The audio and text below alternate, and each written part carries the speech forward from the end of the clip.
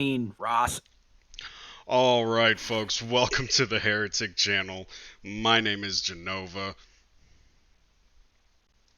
and that's Gene Skinner. The fuck it fucking disconnected me. Fuck you. Oh, fucking. OBS already fucking with you. We got a full house tonight. Um, Gene, you want to introduce yourself again? Or... Yeah, I'm Gene Skinner. Welcome everyone. And hey, look at everyone else. Say your fucking names. It's me, GreyHairedSnake. How's everyone doing? I'm back. We got I'm Grey, back Sweets, again. Porky's here, Taco's here. Dame pesos, and welcome to the Mundane Matt Show. That's all. It's Thank close. You, Taco. It's very close. Yeah. So tonight we're gonna be doing the third installment for the Heeb Fury movies. Hopefully, I think most people know what those are. If you don't know what those are, basically, we take Esau, who everybody hates, and we turn him into a hero of the story. Yep. Now, the first time we did it, we did a action movie, an 80s action movie. The second time we did it, we did an 80s buddy cop movie. And this time we're going to do a slasher flick. Now, if you don't know, the movies take place in the Neo 80s, as we call them. It's the 2080s. So everything is got this 80s style to it, but it allows for newer technology and all that kind of shit. Very futuristic feel to it. Yes, exactly. But before we do that, Gene. And guests. And guests. It's mundane WAP time. Let me just switch that over. The photo, there we go. Mundane WAP up on the fucking screen. Now, people, don't be shy to jump in with your hot takes if you got any while I read this up. All right, so let's start with some Disney news.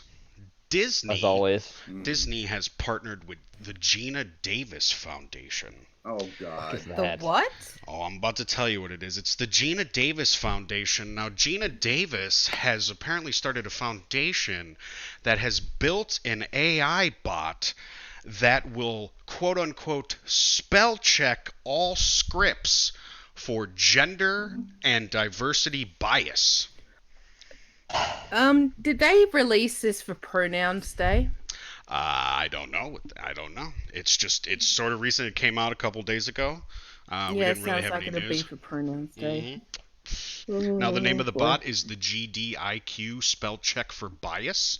That is the bot. And not only that, but Disney has also partnered with a new ad firm, which is possibly the largest data miner in the U.S., and you're basically telling your entire life history to Mickey Mouse. I don't want to fucking tell my life history to anybody, let alone a fucking cartoon mouse. Well, they know everything about you, apparently. This data firm knows everything about everybody in the U.S. They know everything. Oh, in the U.S. Just in the U.S. Just the U.S. It could be other countries as well, but... Time to get your VPN. Apparently, Nazi Mouse wants to know our history then. Okay. Nazi Mouse wants to know your history. Now, people are upset because, well, obviously they're upset, but they're saying that this could lead to another, like, Facebook fiasco. Sort of like, with Facebook getting in trouble. Facebook was made by the fucking CIA. Yeah, sure. We are Big Brother. That's all you need to know. But the spell check bot, people are saying that I call it a spell check bot, but it's a gender diversity bias bot. They're saying that this is just going to turn people into stereotypes. And it's going to make sure it's supposed to what's that test for women characters? The Bechtel test, I think it's called. It's where it's like if women characters are talking about men the whole time, then they're not actually women characters. So they have to be talking about something other than men when two women characters talk. Are they meant to romantic comedies don't count for anything then? What's that? No, romantic comedies don't count for anything then, because that's all women do in those fucking movies is talk about dudes' dicks. Oh yeah, of course. Well, what else are they meant to talk about? Their periods? I mean, what the fuck? Gray just posted Circle with Disney is a $99 device that watches your kids online. Yeah, so they got into this a few years ago. It's actually a hardware device. It probably sits between your internet connection and you know computers in your home, and basically it's like a hardware net nanny that monitors everything your children do and gives you the option to block shit. But it was sending all that information back to Disney headquarters too. Fucking So course it was. This is like the next step, next evolution, and you know, like a freaking squid or octopus with their fucking tentacles going into everyone's personal and private life. They use your kids as they're using your kids as a back door to get into your computer. It's not like, that Disney Channel was part of PETA, wouldn't know. I mean, Oh, of course. well, they go. Of course. They didn't have Dan Schneider, but they Dan Schneider. There's a lot going on. Schneider. And plus they've also, I mean, I don't know how long they've been doing it at the parks, but they've been slapping those electronic bands on your wrist and tracking you everywhere. Yes, they have. Oh my god.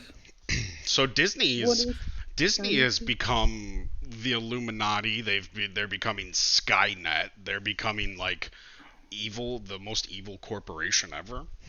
So they're taking over essentially from Alphabet. Like Alphabet started to get attacked, so someone else took over. Yeah, They're like, yes. okay, we're passing it on to you. You need to start using it. Though I'm curious about this AI thing about pronouns and all that. Is there any chance they based it off Tay? I probably not. No. Our that's a poor Tay. shame. Our poor Tay. Our poor sweet Tay, who's Yeah. being taken over yet again for something from Microsoft, and So you'll let's hope we basically can get have it back. Gina. I didn't know Gina Davis was into this type of shit, but Well, at 6 foot, I think she is. yeah. I've got a feeling she may have come across some mistaken identity over the years. Well, maybe? it is the GDIQ, and I assume that GD stands for Gina Davis. Yes. Captain Weep says, "I demand donation options." Weeb, maybe at some point, man. We're I know he wants to do it so he can John Landis and Max Landis post. That's what he wants to do. he can do that right now for free. Yeah. But also speaking of Disney, so we're going to stay in Disney for a minute here. Kevin Feige. Now I talked about Kevin Feige has taken over Marvel in all aspects. Kevin Feige is the creative control of everything now, TV and comic books. He apparently has been the one implementing all the social justice storylines in everything that has to do with the movies. It hasn't really been anybody else. Apparently it's been Kevin Feige the whole fucking time. And now that he's in charge of everything, expect more of that to come. Now, he replaced a guy named Ike Perlmutter from the... What kind of name is that? It's a Jewish name.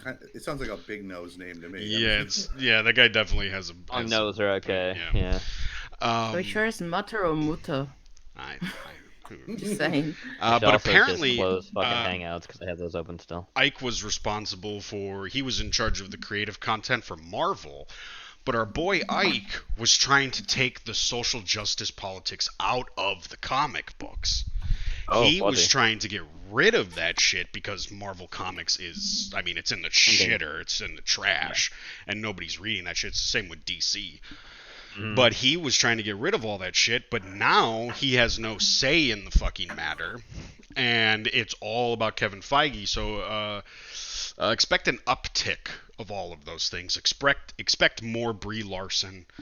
Expect more diversity. I assume his scripts I'm sure his scripts for movies, television, and the comic books will be run through the GDIQ bot. Of course. Because that's what Gina Davis was saying. They partnered with Disney. Disney has 2 new partnerships. So fuck I'm curious Disney, if it fuck actually Kevin stands Feige. for gender dysphoria. Possibly. It could. So let's speaking of DC, Paul Dano cast as the Riddler in the new Batman film. I mean, he looks like he could do it, I guess. I'm not really a big fan of Paul Dano, but I mean, he looks like he could play the part, and who knows. I know Zoe Kravitz, I think, is going to be Catwoman, and I believe she's Lenny Kravitz's daughter. No worse than Halle. Halle Berry. Yeah, Halle Berry is pretty terrible. So yes, Catwoman is Jewish. Now Jonah Hill exits the Batman after asking for a $10 million paycheck which is more than Batman himself would be making on the movie, which is just ridiculous. Jonah Hill, you're not that good. You're just he lost his weight and now he's just the fucking faggot. That dude. I can't believe what happened to Jonah Hill. He's good in Wolf on Wall Street, but like the rest of it, I just can't understand. Now he's a fag. Yes, from fat to fag. You mean he wasn't before? Well, remember Jonah Hill got in trouble for calling a paparazzi a faggot. They were chasing him around the beach, and he said, "Get away from me, faggot." And then that completely, like... And you know what happens the minute you fucking fuck up like that, then they got you, and they can get you to do anything they fucking want you to do. So I have a feeling that Jonah Hill might not necessarily... He might not be that, you know... That kind of, like, woke social justice type of fucking guy. Have you seen the way he dresses? Yes. Were you the one that posted that picture? Yeah, Porky did. That was a horrifying picture. I He's didn't got his realize little black bag that with him. Oh, just fucking no, terrible. No, terrible. Just no. He needs. If he's asking for $10 million, then clearly he can afford a stylist, and if he does, he needs to fire them very quickly. It's fucking ridiculous. Well, I'm sure he can clearly afford a stylist. He's just not gonna fucking use them. All right, Kevin Feige, Paul Dano. Okay, now I reported on a guy a couple streams back, probably about a month ago, named Kurt Sutter. Kurt Sutter is the Mayans MC showrunner. He's the guy who said it's time for the white man to leave the building. Oh, him. And he's going to leave it in the hands of Elgin James, who is basically the guy Jesus Christ, Porky, these pictures. The guy served time as a gang member. He was part of some Boston gang that would go after white supremacists and shit like that, and the FBI busted him doing shit. He's probably pro Antifa and all that shit. Probably, yeah. Well, Kurt Sutter has been fired from FX for being, quote, an abrasive dick. After an internal investigation into his behavior on the set of Mayans MC and apparently also on Sons of Anarchy. He has now been fired, and he is one of the tough guys. He's a tough guy like Ron Perlman. You know, he's on there. I pissed at my hands. Yes, yes, Ron Perlman loves to piss on his hands. He's one of those tough guys. He talks about bitch slapping writers and doing all this shit. He's a libtard mongoloid. He's just gonna fight you because that's how we do things. We just fight. Let's just fight everybody. And I don't know if he just looks the part. You know, some guys look like they're part of a motorcycle gang, but they're not really that guy. They just like that style or whatever. They're just wild hogs. Sure, yes. Exactly. He may just be a wild hog.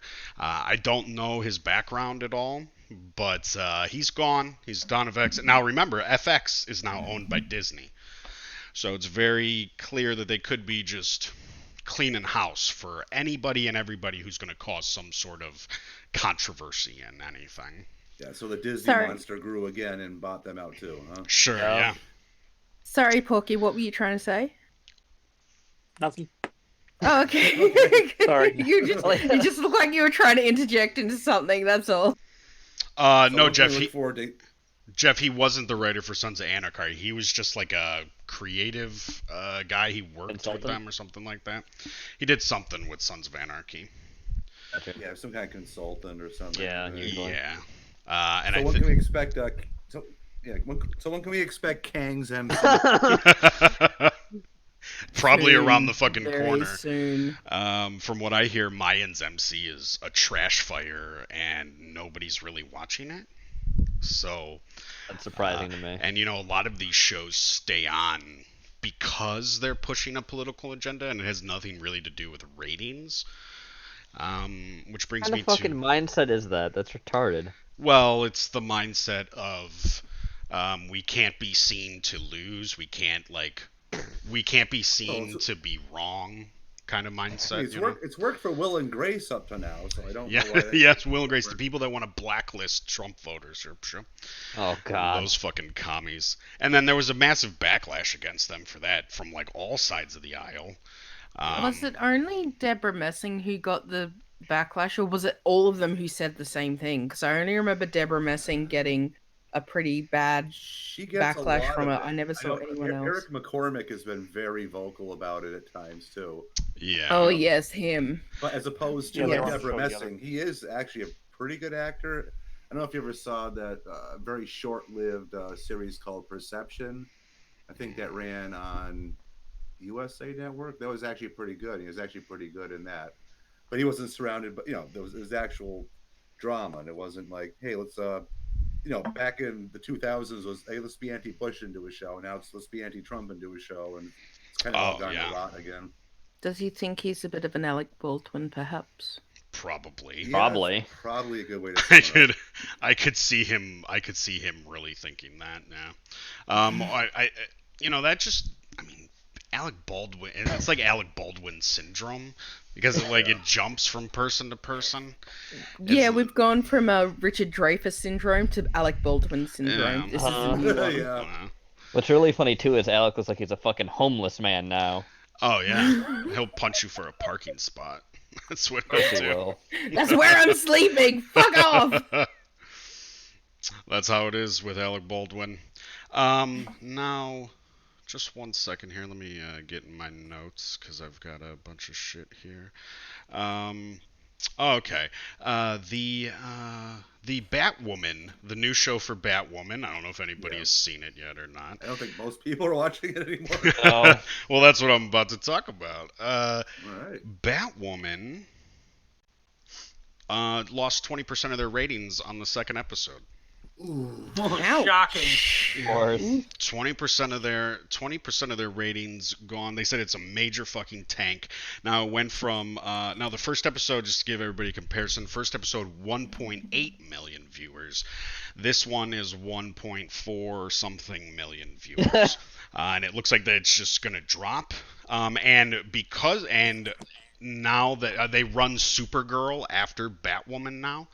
So the ratings for Supergirl have also tanked, and nobody is watching that as well. And now DC is talking about pulling all CW shows. So it's Do it. Just do it. It's not a agree. bad idea. No, And the no. Batwoman actor, Supergirl? she I'm like sorry, broke was her the back, Supergirl- didn't she? Go ahead. Oh yeah, you didn't hear fully that, Porky. I think she broke it before the show started, or did something show-wise. So they remember filmed all the Jenova? episodes. Yeah, I don't remember if they did she it. she fucked up her back on set. Yeah. Okay. So because she was trying to do her own stunts and shit like that. So it's one of those fucking things. And then give credit for that at least. Oh yeah, sure. She can't act to save her fucking life. No, she Exactly. cannot. So she needed to Ruby Rose's Sorry, fucking just to door. interject. ahead. Who's running the show? BS. I'm running You know who it OBS. Why? If you can, crank Porky up to 200% on Discord. Crank Porky up. Yeah, Okay. Well, Porky's up. because all it the might way. actually come through better on OBS. Porky's up. Porky's all at the way. 100% for me. Is that Yeah, but 100%? you can crank it up to 200%. How do I can't in the actual call. It's only that it goes up to 100. Really? Yeah. Yeah, really? That's weird. Then maybe it's just individual use of volume. We can do it, but no one else can. Just have Porky put the mic in his mouth. Yeah, just ram swallow it into your the mic. look, Porky. Just ram it into your snout, and then you can speak on the level the rest of us can, and you don't have to worry. You can interject anytime. Just give Is us it better now? ear blasting. Yes, okay, we got Better a now. bit better. Fantastic. Okay. I was just lying going to at say, me. if she can't do the second season, they could always get Justin Bieber. Oh, yeah. Not wrong. Whoa. Not while I'm drinking coffee. He'll have to take Oh, time well, off. that's a bad time to drink coffee then. So I do have a question here. Carry on, The sorry. Yeah. The Supergirl. Was there a direct tie-in with Supergirl and Batwoman or whatever, or was this just Uh, collateral damage? I believe that there is a direct tie-in for all CW DC shows coming. Okay. A lot of them are tied in. They call it the Arrowverse because Green Arrow was the first one. So the Green Arrow, and then you have Flash, then you have Black Lightning, and you have Batgirl or Batwoman, Supergirl. There might be one more in there that I don't remember, but Aquakang. no, Aqua Kang, yeah, no.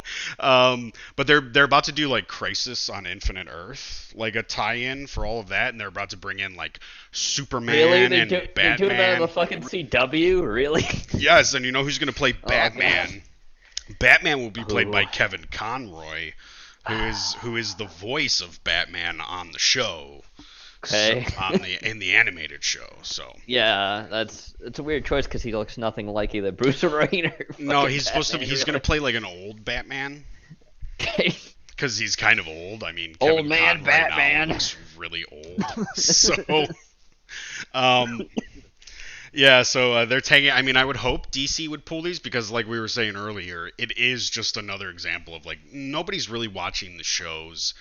And they're really there just to push this like woke agenda type thing. And I mean, these shows are made for like 14-year-old girls anyway. So who want to pretend to be Ruby Rose? I don't know why. I was God. watching some video I was watching. This chick was watching the second episode, and she was just making fun of Ruby Rose because she's in plaid for like half Right. the episode. Oh, Please God. remind me to one day tell you the story about how Ruby Rose got her original job on radio, which jumped her onto TV before yeah? she even came to LA, because that was really, really classy. Voice, huh? Oh, God. Oh, because Ruby Rose is Australian. Yes, she is. Is she?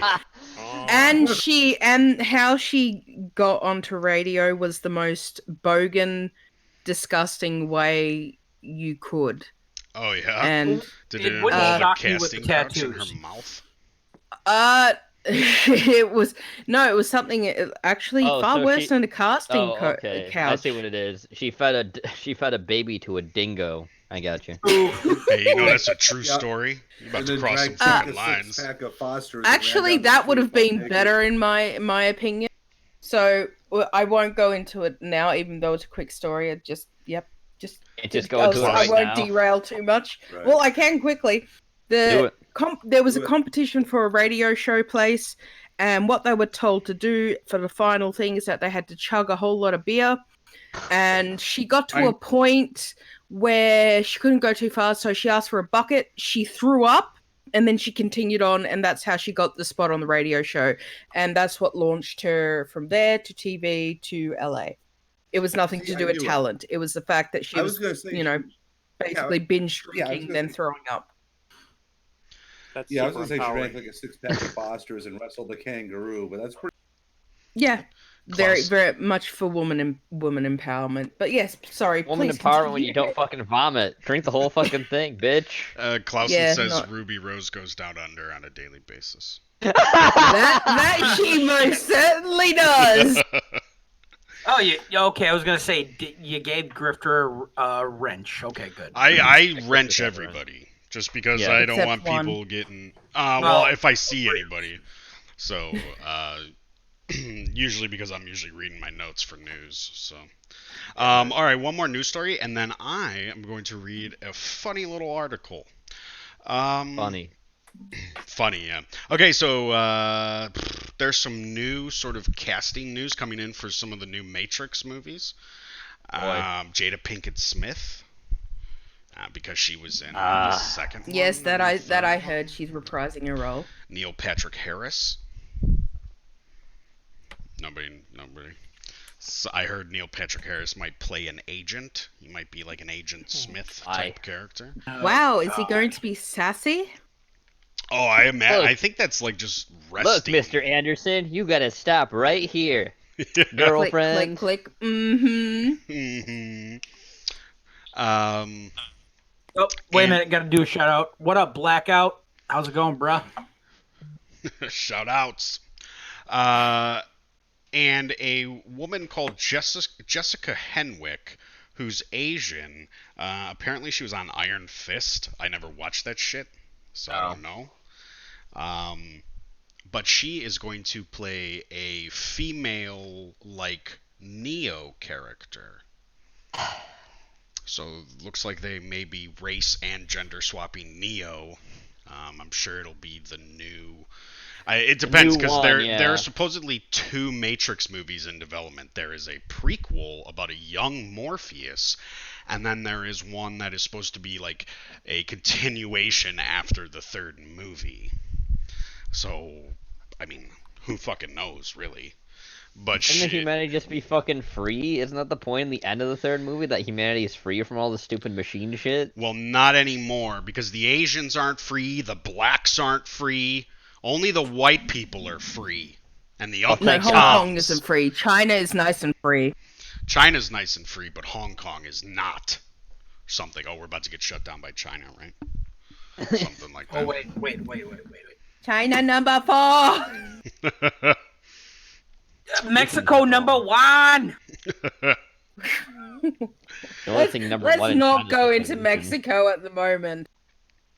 Mexico. Okay, so that is really it for most of the news. There's some Marvel news I didn't really care about. There was some leaks, some plot leaks and shit like that. I didn't know Phase 5, and they keep changing that shit, and I'm not really gonna talk about any of that shit till there's something a little more definite. I've talked about it so many fucking times already. So, let's go to a nice little article, since we really are a horror channel, Gene. Yep. I'm going to post this article in the Discord, and I'll post it in chat if anybody wants to read along with me. I'm sure you can read just fine with your potato brain. Yeah. We know how well Get your bingo card out. Bingo cards, everybody. Alright, so this is from Bloody Disgusting. Bloody Disgusting is just as big of trash as, like, Dread Central, which are really the 2 biggest, like, horror movie websites out there with, like... Quote-unquote horror, yeah. Quote-unquote horror. Oh, God, I just read the headline. Okay. Yes, so let's get into this. It's time for a healthier horror community. We're cleaning up the comments, and we need your help. By John Squires. Now, John Squires, he used to be okay, but he's clearly a soy boy. And we may get into some of the comments after I read this, but John Squires just doesn't really understand what's going on. And it starts always as good intentions, but really... when somebody says, well, we don't want to, it's not about censorship, it's not about silencing you, but really it is about silence because they're tired of, the backlash. So, we love you guys, but we have to talk about something. You're not my fucking dad, John. This Halloween season marks 3 years since I started writing full-time for Bloody Disgusting, and a year and a half since I became the site's editor-in-chief. As a writer on the internet, I've had many homes over the course of the past 10 plus years, but BD is far and away the one that feels most like home to me. Partly because of the site's awesome community. Well, I guess we're not that awesome. I guess we're not that fucking awesome.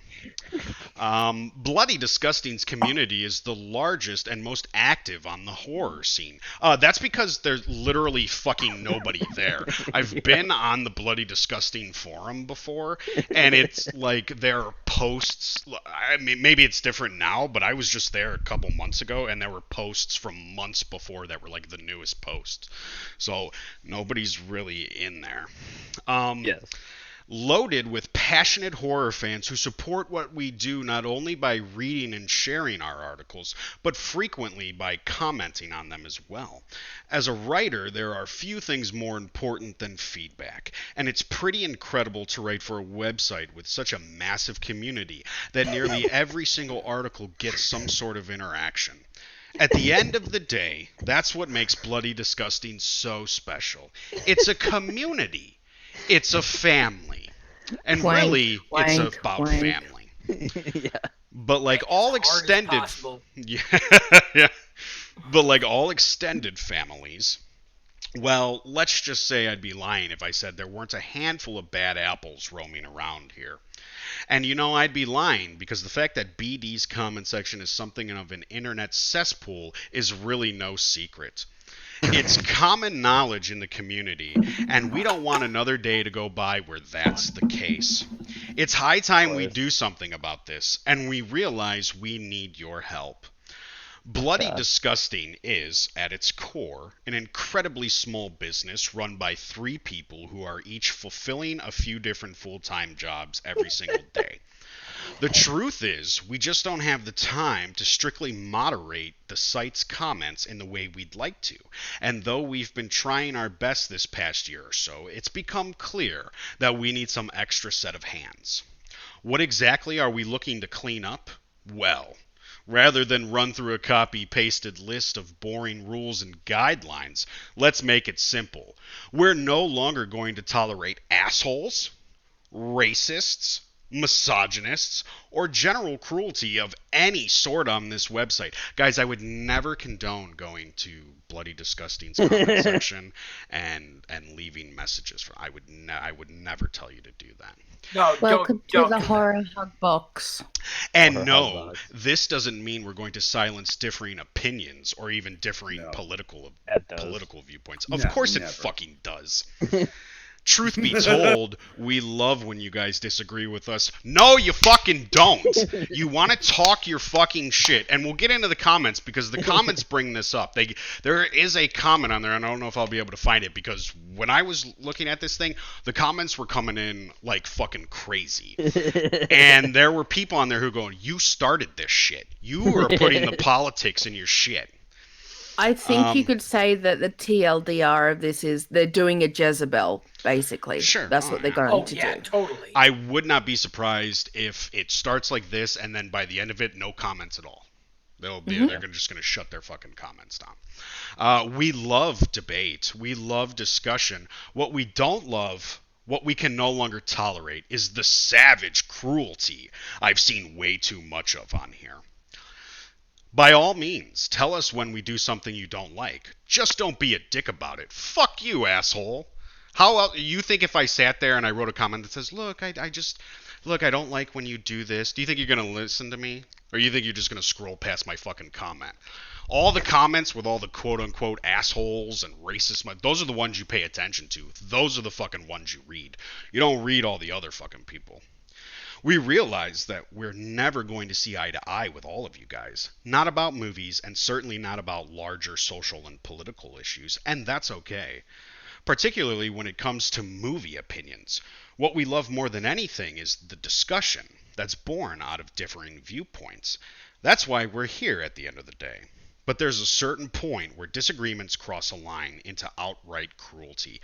How many times has he said cruelty now? 3, 4 fucking times? Yeah, something like that. And that so line- cruel. The world's so harsh and dark.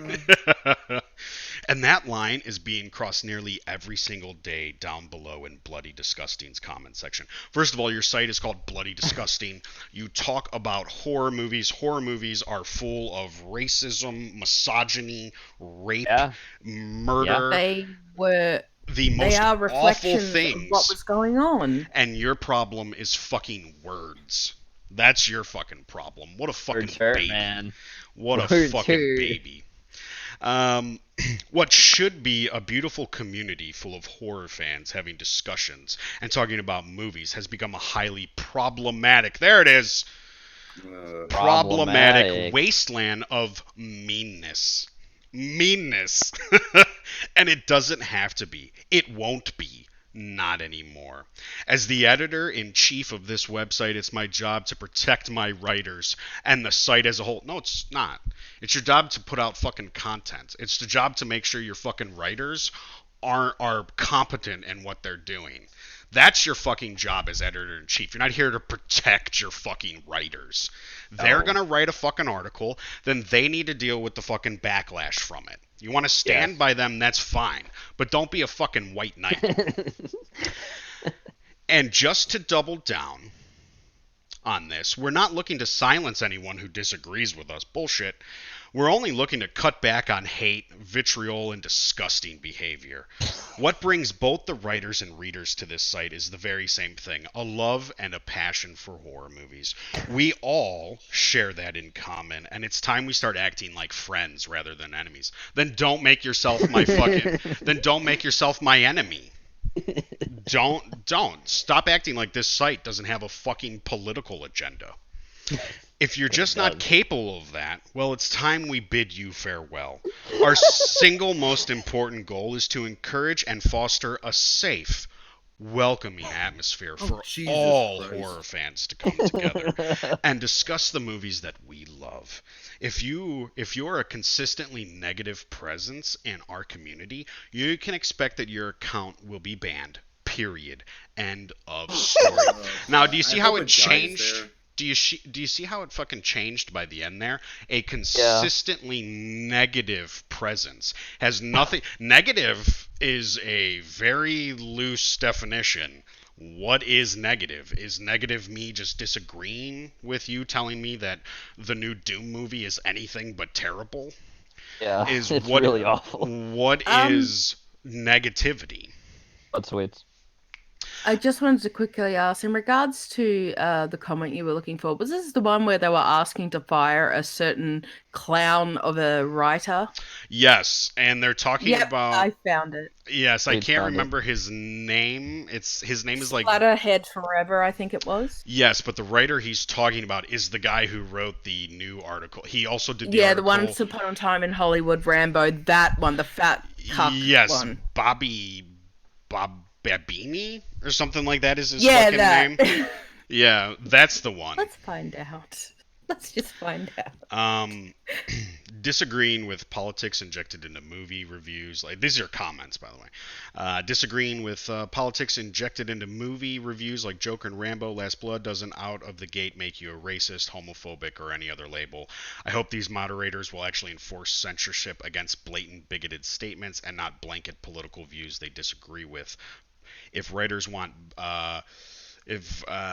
feedback more pertinent to genre and film discussions, they should stick to those topics and not make sweeping statements like Rambo is a Trumpian fantasy. Trumpian fantasy? What the fuck? Apparently they've been blocking people through. It looks like this article was. It looks like this article was bait to get them out. Of course it was. The only reason I come to this site is because of the comprehensive scope of all things. Well, you're at the wrong site, brother. William Bibbiani. Yes, that's his name. William Bibbiani. Whatever. William Bibbiani. Can we just bring up the picture of him, if possible, if I can find it? You can post it in Discord if you can find it. I shall do that. I hope it dies here. I mean, wokeness already came for sci-fi and fantasy genre. I hope it like quickly gets routed out of the horror and that franchise, because here's one. I mean, it's trying to spread everywhere. So they're jumping everywhere. That's what they do. They infiltrate and then they jump and they infiltrate something else and then they it's that fucking tentacle. It's like a virus. Yeah, exactly. Skylar here says maybe don't do things like writing 8 articles about how dangerous the Joker is. Oh God! If you don't want to rile up your audience. Oh, did she post it? Oh yeah, that's him. Oh my God! It's everything I expected. Well, did you sniff your own farts today? Because I certainly did. That was worth looking for, just for the reaction. And I rated them too. Exactly. Fuck this dude. I try not to hate too much on the writers, but sometimes they need it because they post blatantly incorrect information or their articles need to be fact-checked before posting, which is what the editor-in-chief needs to be doing. So no varying opinions. We should just sit back and act like Bloody Disgusting is actually right all the time, somebody says. We lost some of the best effects in the Friday the 13th movies because someone deemed them offensive too. How quickly we forget that it always starts with the best intentions. I can hear feedback from somebody. It's Porky. Oh, okay. Porky, son of a bitch. Because on his phone, that's probably why it's coming out his phone while he's listening to the show. I found the I found the comment, Sweets. I think that's a great idea, but pretty pleased with bloody disgusting sugar on top. Fire your worst reviewer of all time. You know who I'm talking about. If you expect us to tone it down, get rid of that clown. Once upon a time in Hollywood, Rambo, come on, this is a horror site. We would have given every slasher he would have given every slasher that are considered classics 0 to 1 skull because he wouldn't like naked women being killed in all of them for absolutely no reason. But then again, he would probably hate it if we could go back in time machine and all those women were men, especially if they were gay men. Horror is horror. Leave it to the mainstream that doesn't understand us and never will for the PC bullshit. Yep. I have to admit, this certain reviewer had me shaking my head more often than it's healthy. He certainly does not fit this site. Maybe someplace else. One of the BD writers and another man talked about him a little bit down in the comments, but if you don't feel like going through 500 comments, it was basically, you can disagree with him all you want, but don't insult him, which is fine. I mean, don't you think that's fine? I don't think that's fine. What if I want to insult him? I want to insult this faggot. I mean, look at him. He's basically made to insult. I mean, he's the guy you would stuff in a locker if he could fit into a locker. Yeah. He can't fit a fucking locker. Look at this fucking dude. And one more little comment here. I have to ask one question in the end of this huge debate in the comments. Who are you to dictate what is offensive? And actually, one more. Doesn't it make sense that you are an establishment based out of the U.S. that supports freedom of speech? I'm from Canada, and I think what you're doing is wrong based off of life experience. Well, Canuck would know. They don't know what freedom is, yeah. Oh, that was lovely. I was banned here a couple of days ago for defending Roseanne. I was also banned from Dark Horizons for the exact same reason, defending Roseanne's position that she's not a racist and should not have been fired. I don't even agree with her current politics. I'm a liberal, and the total insanity and hatred against her is hypocritical and delusional. I had no idea that I'm considered a problem around here. If I am, why not tell me and explain? Why was I banned? This article is about me, apparently. Oh, I don't think it's about you, John Connor. Well, he's basically got to eat that dog food and really bulk up for the end of the world. All right, I said this will be the last fucking comment, but what a fucking joke. Let's all be nice little kindergartners and not be cruel, whatever that means, while we watch movies that feature severed limbs, torture, decapitation, and spraying blood over walls. This reminds me of the military telling their soldiers not to use or write foul language on their equipment while they drop bombs on civilians. Furthermore, these guidelines couldn't be more vague. A heated disagreement could be taken as harassment or simply stating opinions like, we should enforce border security and deport illegals, blacks are not oppressed by whites, and here's some crime statistics. I don't agree with sexualizing children. I don't care for the film's overtly feminist message. These are all in quotes, by the way. I don't agree with these characters being gender or race swapped, etc. When discussing films that cover the subject matter could be taken as racist, sexist, homophobic. Yes, people are going to be antagonistic towards each other. Humans are a tribalistic species. That's nature. That's reality, and no amount of babysitting adults will change that. All you're doing is hurting your own site and contributing to the watering down of said community, including the films themselves that these communities influence. Yeah. So, like I said, I would never endorse anybody going over to bloody disgusting and leaving just don't do comments. Don't do it. Don't do that. Just don't do it. It's Just not. don't. Collider does have the worst critics, Strog. Zach, Zach got banned?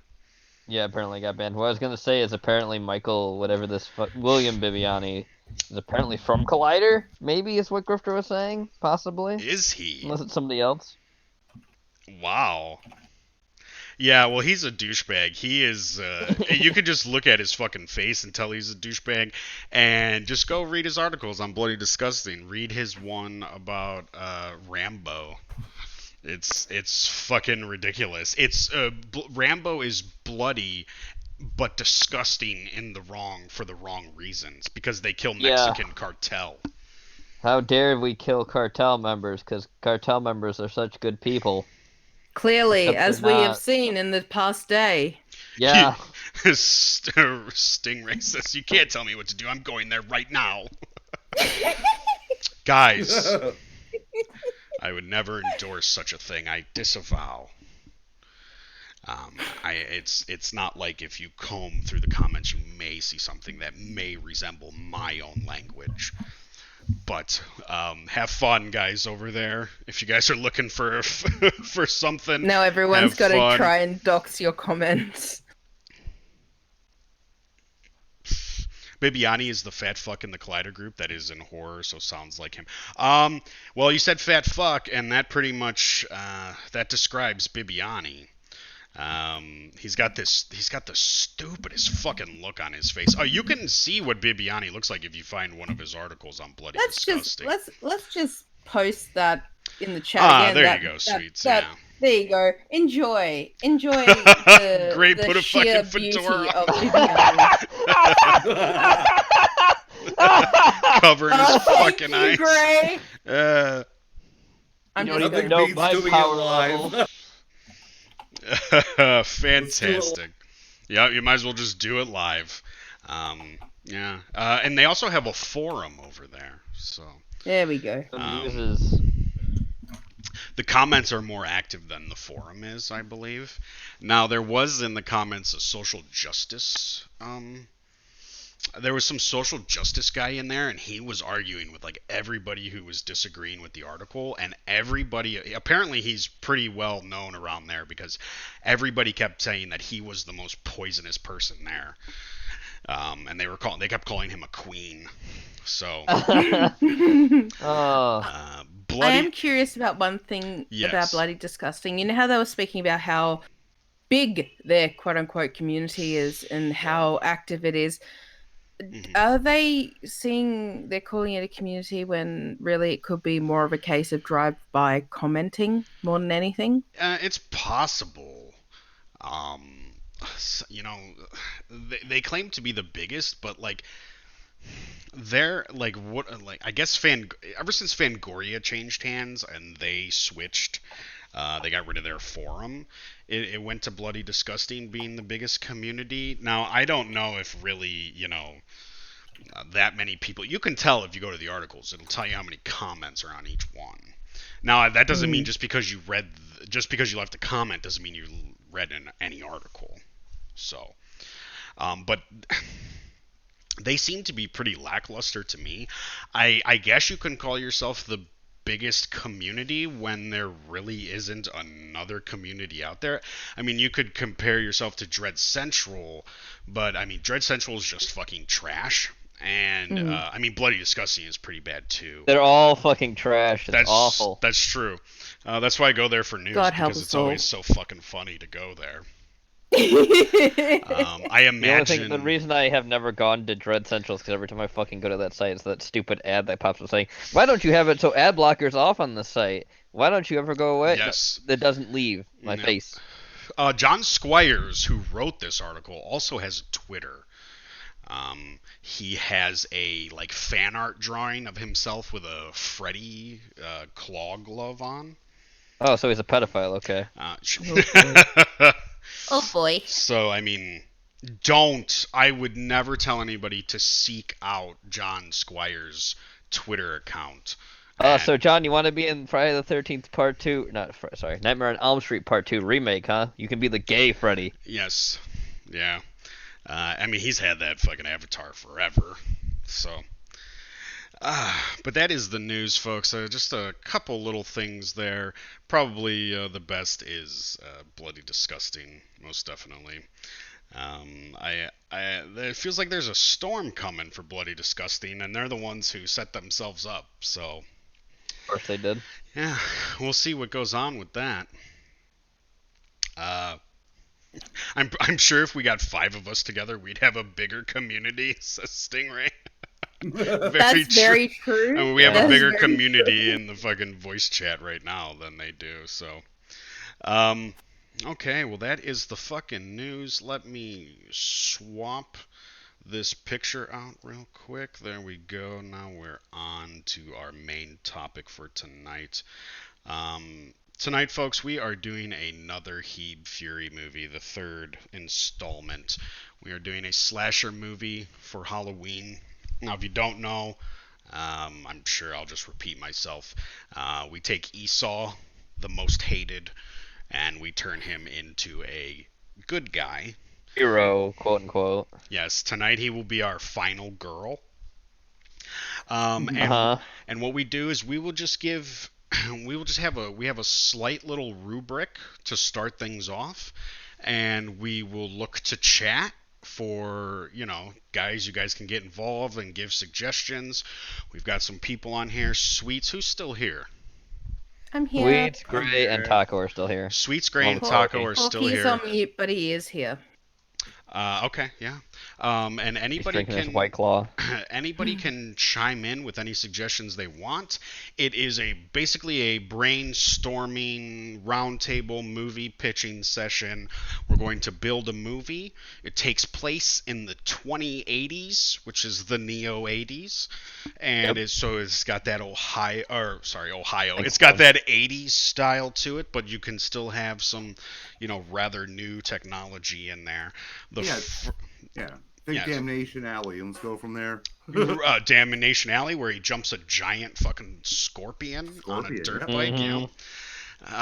So there's a lot of the first movie we did. Esau had to travel to an island to fight in a Florida, tournament. Yeah, it's it's like an 80s action flick. The second movie, Esau teamed up with Zach Bodie, and there was a buddy cop movie, an 80s buddy cop movie. But we will basically be leaving off, or starting off. Where that movie ends. Yeah, so a couple months after that movie ends, actually. Yep. We'll be starting off from there. So basically, sorry, I'm smoking. I couldn't have guessed, no. For fuck's sake, Jenova, come on. Dead air of cigarette smoke. Right. At least smoke on air, don't mute it. I didn't. He was smoke. He is. It's just I fucking always smoke on air. I Discord never being mute the way it is. myself smoking. So That's basically, the beauty of Esau, having been shot during his duty as a cop in the previous film, he's on leave. He's on disability leave. And Zach Bodie invites him to go camping for a week in the woods to an old campsite with him. And Zach really doesn't have anything to do. He tells Esau, I'm going to be a counselor at this camp. It'll be good for you. You don't have anything to do anyway. So you need to come down and you need to be and Esau really has no say in it. So he ends up coming down to the campsite with Zach. And there are cabins. You can think like Friday the 13th, Camp Crystal Lake style cabins and shit like that. And when he gets there, Esau realizes it's a fat camp. It's an intervention for Esau. I'd like to just quickly interject that it's perhaps called Camp Crystal Pancake. We can definitely put that in the suggestion. Camp Sugar Cake. Camp Sugar Cake. And once we get there, what we're going to need is lots of people to die. Nope. It is a slasher movie after all, and lots of people are going to die. Now, we've come up with a slasher. Right now, we're calling them the Progressive. That's what we're calling them. So the Progressive is, let me see, I have some notes here. The Progressive is a social justice warrior that thinks he's acting on behalf of Mother Nature, but believes he's a woman. He is cleansing the earth of all the human colonizers. He wears a head-to-toe suit made up of the patchwork tanned skin of women and a wig created from the hair of his victims. So you can think almost in terms of... Yeah, Ed Gein or Texas Chainsaw Massacre, Tourist Trap, but instead of just a mask, full-body woman suit. Naked. naked running And around. just looks like a very, I guess, because of the tanning, very dried up, leathery skin. Looks very much like an old naked woman. Yeah, looks very much like an old naked woman. Um, creating the illusion of it being a tall, naked old woman. That's what we have down, yes. Now, there were some things about a weapon, but I was thinking about this, and I don't think we necessarily need a weapon of choice. Now, of course, Jason has his machete, Freddy his claw glove, but I would say there are probably more kills without their signature weapons than there are with them. So, and it gives us a lot more room to play around with things. And what we're really going to need is we're going to need a cast, and what we need are some counselors. I already have 2 spots for Sweets and Taco because the camp does need cooks. They do need cooks, and Taco and Sweets are both are into their cooking. So you two are That's now our place. you two are now cooks in the kitchen. I wish to nominate Cindy for one of the counselors. Cindy's going to be a counselor. Also, in terms of like, I mean, you guys may not have watched American Horror Story, but you may be familiar in the sense where it, much like American Horror Story in Heeb Fury, people play different roles. It's like the same person playing different roles. So there will be, so anybody who shows up in the only 2 people who are playing the same role in this movie are Zach and Esau. Esau is clearly Esau from the beginning of the first film. He is the same person as he has been. But Zach is Zach Bodie, who was Esau's partner cop in the second episode. Yeah. And I have, the, you don't first even Zach know, I actually have died. a whole spin-off for Zach Bodie. Nice. A whole undercover surfer cop Zach Bodie story. It's fucking. But basically, Gene and I, our original characters from the first film, are no longer. We are completely different. Is that? Yep. That's how it's going. Yes. You guys are completely different characters. So I was thinking Cog clearly has to be a counselor, right? Cog is no longer a weed robot. Weed. Oh, he he is. I see it already now. What? Go ahead. What were you saying, Gene? I was gonna say I see it right now. Cog is Esau's personal fitness counselor, where he has to be with him at like a lot more than anybody else does, and he just yells at him constantly. Yes. No. Cog is Esau's personal medicine ball, but well, we have footage to prove it. There's video evidence of it. His personal body pillow. That's it. His personal Daki Kimura. Oh god. I figure Zach can also be a counselor. Give him some of that military PT. Cindy's a counselor now because Sweets has given you a whatchamacallit. Gray, I was wondering if you would be our harbinger.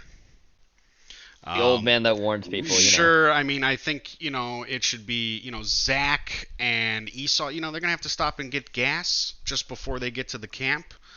And they may stop at Gray's gas station to get gas, and Gray tells them, you're all going to fucking die. Don't fucking go over there.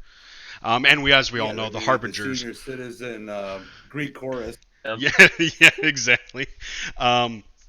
Bodie, like in Point... That's right, Zach. That's right. Yep, that's where I came up with your whole character from. I based it on Keanu Reeves, Zach Bodie. We also are going to need some outsiders outside of... we need probably some more counselors as well. And I was thinking we also need, like... in horror movies, there's always, like... people who aren't necessarily connected to the counselors that are off in another part of the woods, whether there be rednecks camping or another couple out camping, some hippies that are out camping, doing something. Can we have some naturists?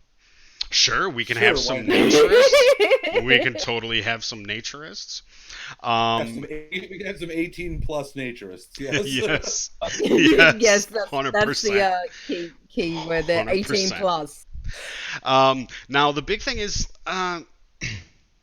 the whole thing about this is we're not really worried about plot. It's a slasher movie. So really all we need to do is the kills will advance the plot.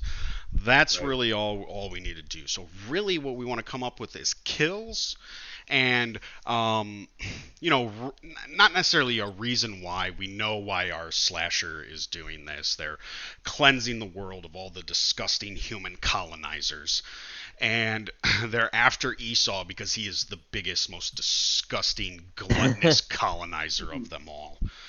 course. And Esau will sadly be the only one who lives at the end of this. For some reason, yeah. It's funny. Usually, final girls are, they're some of the best at like running away, and I just don't see that happening with Esau. I think what happens with Esau is he just pushes people down when he sees the killer coming. There He's you like, go. "Late, There you man." go. Some people can be pushed into harm's way by Esau. That's the best way to Esau go. gets offed off. You won't get another sequel if you kill off Esau now. So Porky says it goes without saying this camp is in Ohio. Well, that's the other thing I was thinking about. What the fuck are you talking about? Slasher You even movies need huge plots about double D's at least, says Rock. Oh, sure. Sure. Well, that's the other thing. There's got to be some drug use. There's got to be sex, There's got to be teenagers skinny dipping. Well, not teenage. Well, you know what I mean. Not really. They're not really teenagers. There will be some skinny dipping, some sex. everything's 18 plus. Everything is 18 plus. Esau's Does gut West Virginia terrifies the even have killer, a so thing? so he flashes him God. to get away. That's good. I like that. I mean, we did have in the first movie, we did have Esau fall on a guy to win a fight. That's right. So I can't remember who he fell on, but the two other movies are on our second channel, Heretic Network. By the way, I'll put together a playlist at some point. Yeah. So Zach and Esau driving down the road. They're going to the camp. Now, we can sit here and argue about where the camp is. That was something else I was thinking about, like what state really is the camp in. Gene, I thought maybe West Virginia. But when I was thinking Esau, and I was thinking perhaps just Virginia the camp could be in. Yeah. Since Esau is, that's where he's from, and he doesn't want to go too far. No, he never does. And You it's don't want to go too far west from there. and it's part of it's part of the it's part of how Zach gets him to go there. Mm-hmm. So they're driving, Zach and Esau driving down the road. Esau bitching about everything. Zach's used to it. They were partners. They were buddy cops. So Zach's used to it, and he keeps telling him like, "Look, you're gonna like it. It's gonna be a fulfilling job. It'll be good for you." No, man, I don't want sure- to do this. It's bad. It's gonna hurt my knees. Flyover I'm sure he's County, gonna be also USA. depressed because no Bella. No Oh Bella. yeah, right. He's depressed because Bella got fucking thrown away. Oh, poor Bella. If you don't know, Bella is Esau's love interest. She is a meatball sub. That is his love interest, Bella. Big, saucy, and oof. Ballsy. Just the way he likes it. Yeah. She's Ballsy, saucy. yes. She's Mozzarella lingerie. all that stuff. So yeah, they're driving. They got to stop and get gas. Gray, they stop at your gas station. You tell them. Hey there, youngins. Hey there, youngins. How you doing? What's that? You going to camp? Oh, I hope you have fun. I hope you realize the world's a lot different than it used to be. You may be going on through life like it's normal, but things are changing. You may find yourself facing forces that aren't exactly going to accept you. I hope you're ready. God, we got a live reading. It was great. Oh, that was good. Good. Now you have to say, it's got a death curse. Now pay me for the gas. Not pay me for. Maybe Esau tries to haggle with you over prices. I see there's a Jew among you. I don't accept anything less than full price for this gas. and that bag of Doritos and all the other food that fat fuck is putting on the counter. Pay me now. Strug's right. You need to do the Clint Eastwood. Get off my gas station. Thank you. Now get off my gas station. And then they get gas and they drive down. Now we still need more counselors. How many counselors do we have right now? I hope we have like 12. Me, Cindy, Weeb, Cog. Well, let's That's, keep you and Taco 1, 2, 3. separate from the counselors. Taco. Yeah, they're not Okay. counselors. So we've got two chefs. So that's We've got What about Gene. Weeb, Cog, So Gene. Love Yes, Porky. so that's 3. in Sleepaway Camp, one of the chefs is a pervert, right? Yeah. That's true. Yeah. That'd be Taco. Who's the pervert? Yeah, me Taco. Okay. Because Sweets is angelic. We can't have her be. Anything. That dude See, was I'm a fucking gonna- pedophile Maybe too. Taco. Taco showed. Look, Taco showed his Taco. It is Taco who is the degenerate pervert. Is Taco here still? I don't He's know. here. I see him there, He's but in, so he's he's in gonna voice probably. chat. I don't know, maybe he's cooking. Yeah, that's true. So we've got Cog, we've got Zach, we've got Cindy, we've got Gene. I think we need a couple more. We need like Strog. We need like Weebed beef. Rock. Rock. Here's the other thing. I think Rock, me, Porky should be like hillbillies, like off, Yeah. I love it. Yes. off like camping somewhere else, or like locals that are like in the woods for some reason that get The killed. local Hicks, yeah. Like the wrong I Trent just- Hicks, yeah. Sorry, I just need Tucker to interject in for something Rock said. It's not 2 foot, it's 60 foot, please, and it's sentient. I cannot be God. blamed for it. Which one's which in Tucker and Dale? Which one's Tucker? I think Tucker is the skinny guy. I'm gonna be that guy. Okay. No, you're not. No, you're not. Jenova is Tucker, you are Dale. Rock is just Rock. That's just Rock. Rock, Tucker, and Dale. That's what we've got going on. Okay. Okay, I've lost count already over who's who. You're supposed Sorry, to be guys. taking notes, Sweets. Okay, good. 2 chefs. I'm not taking notes this time. You're at the helm. We need at least like 2 more like women counselors. I was gonna say the thing is I'm actually like a fucking surgeon there for whatever reason, but I have like a bug collection for whatever reason. Don't ask why. Oh, I you're just do. is it the medic counselor? Who do they call? medic counselor, person? yeah. The first. The You're on nurse. first aid. You're the nurse. Okay, there we go. We've got another female. Jean can be female. Well, I had His Gene. name. I had- His name can be female. There we go. I had Gene? Gene set up to Yeah. do like archery and knife throwing because Oh, of his yeah, that's- Native yeah. American. That's true, yeah. Which Gene- I mean, we've got a bow and arrow and throwing knives that could lead to some good kills. Actually, I could. had an idea for a kill. I was watching Friday 13th Part 7, and he pulls the girl out of the Gina, sleeping thank you, bag and Wade. smashes her against the tree. Yep. But I Oh, was thinking yes. we could have a kill where somebody in a sleeping bag is actually tied up and arrows are shot into them. Ooh. So you I got, be like the- that. yeah. Yeah, it'll be the Gene instead of the Green Archer, it'll be the Gene Archer. You're right. Gene God. Archer. So if Cindy is gonna be a counselor, then I think Jenny needs to be a counselor as well. Yes. Yep. So at least we have that. I know how Gene. Oh, my idea for Gene to die was to be decapitated by a vinyl record, and then strung up by his suspenders. Yes. Sounds good, yeah. So somebody finds you, like Esau goes into the cabinet to get like some cookies, and like your body's just in there, strung up by your suspenders.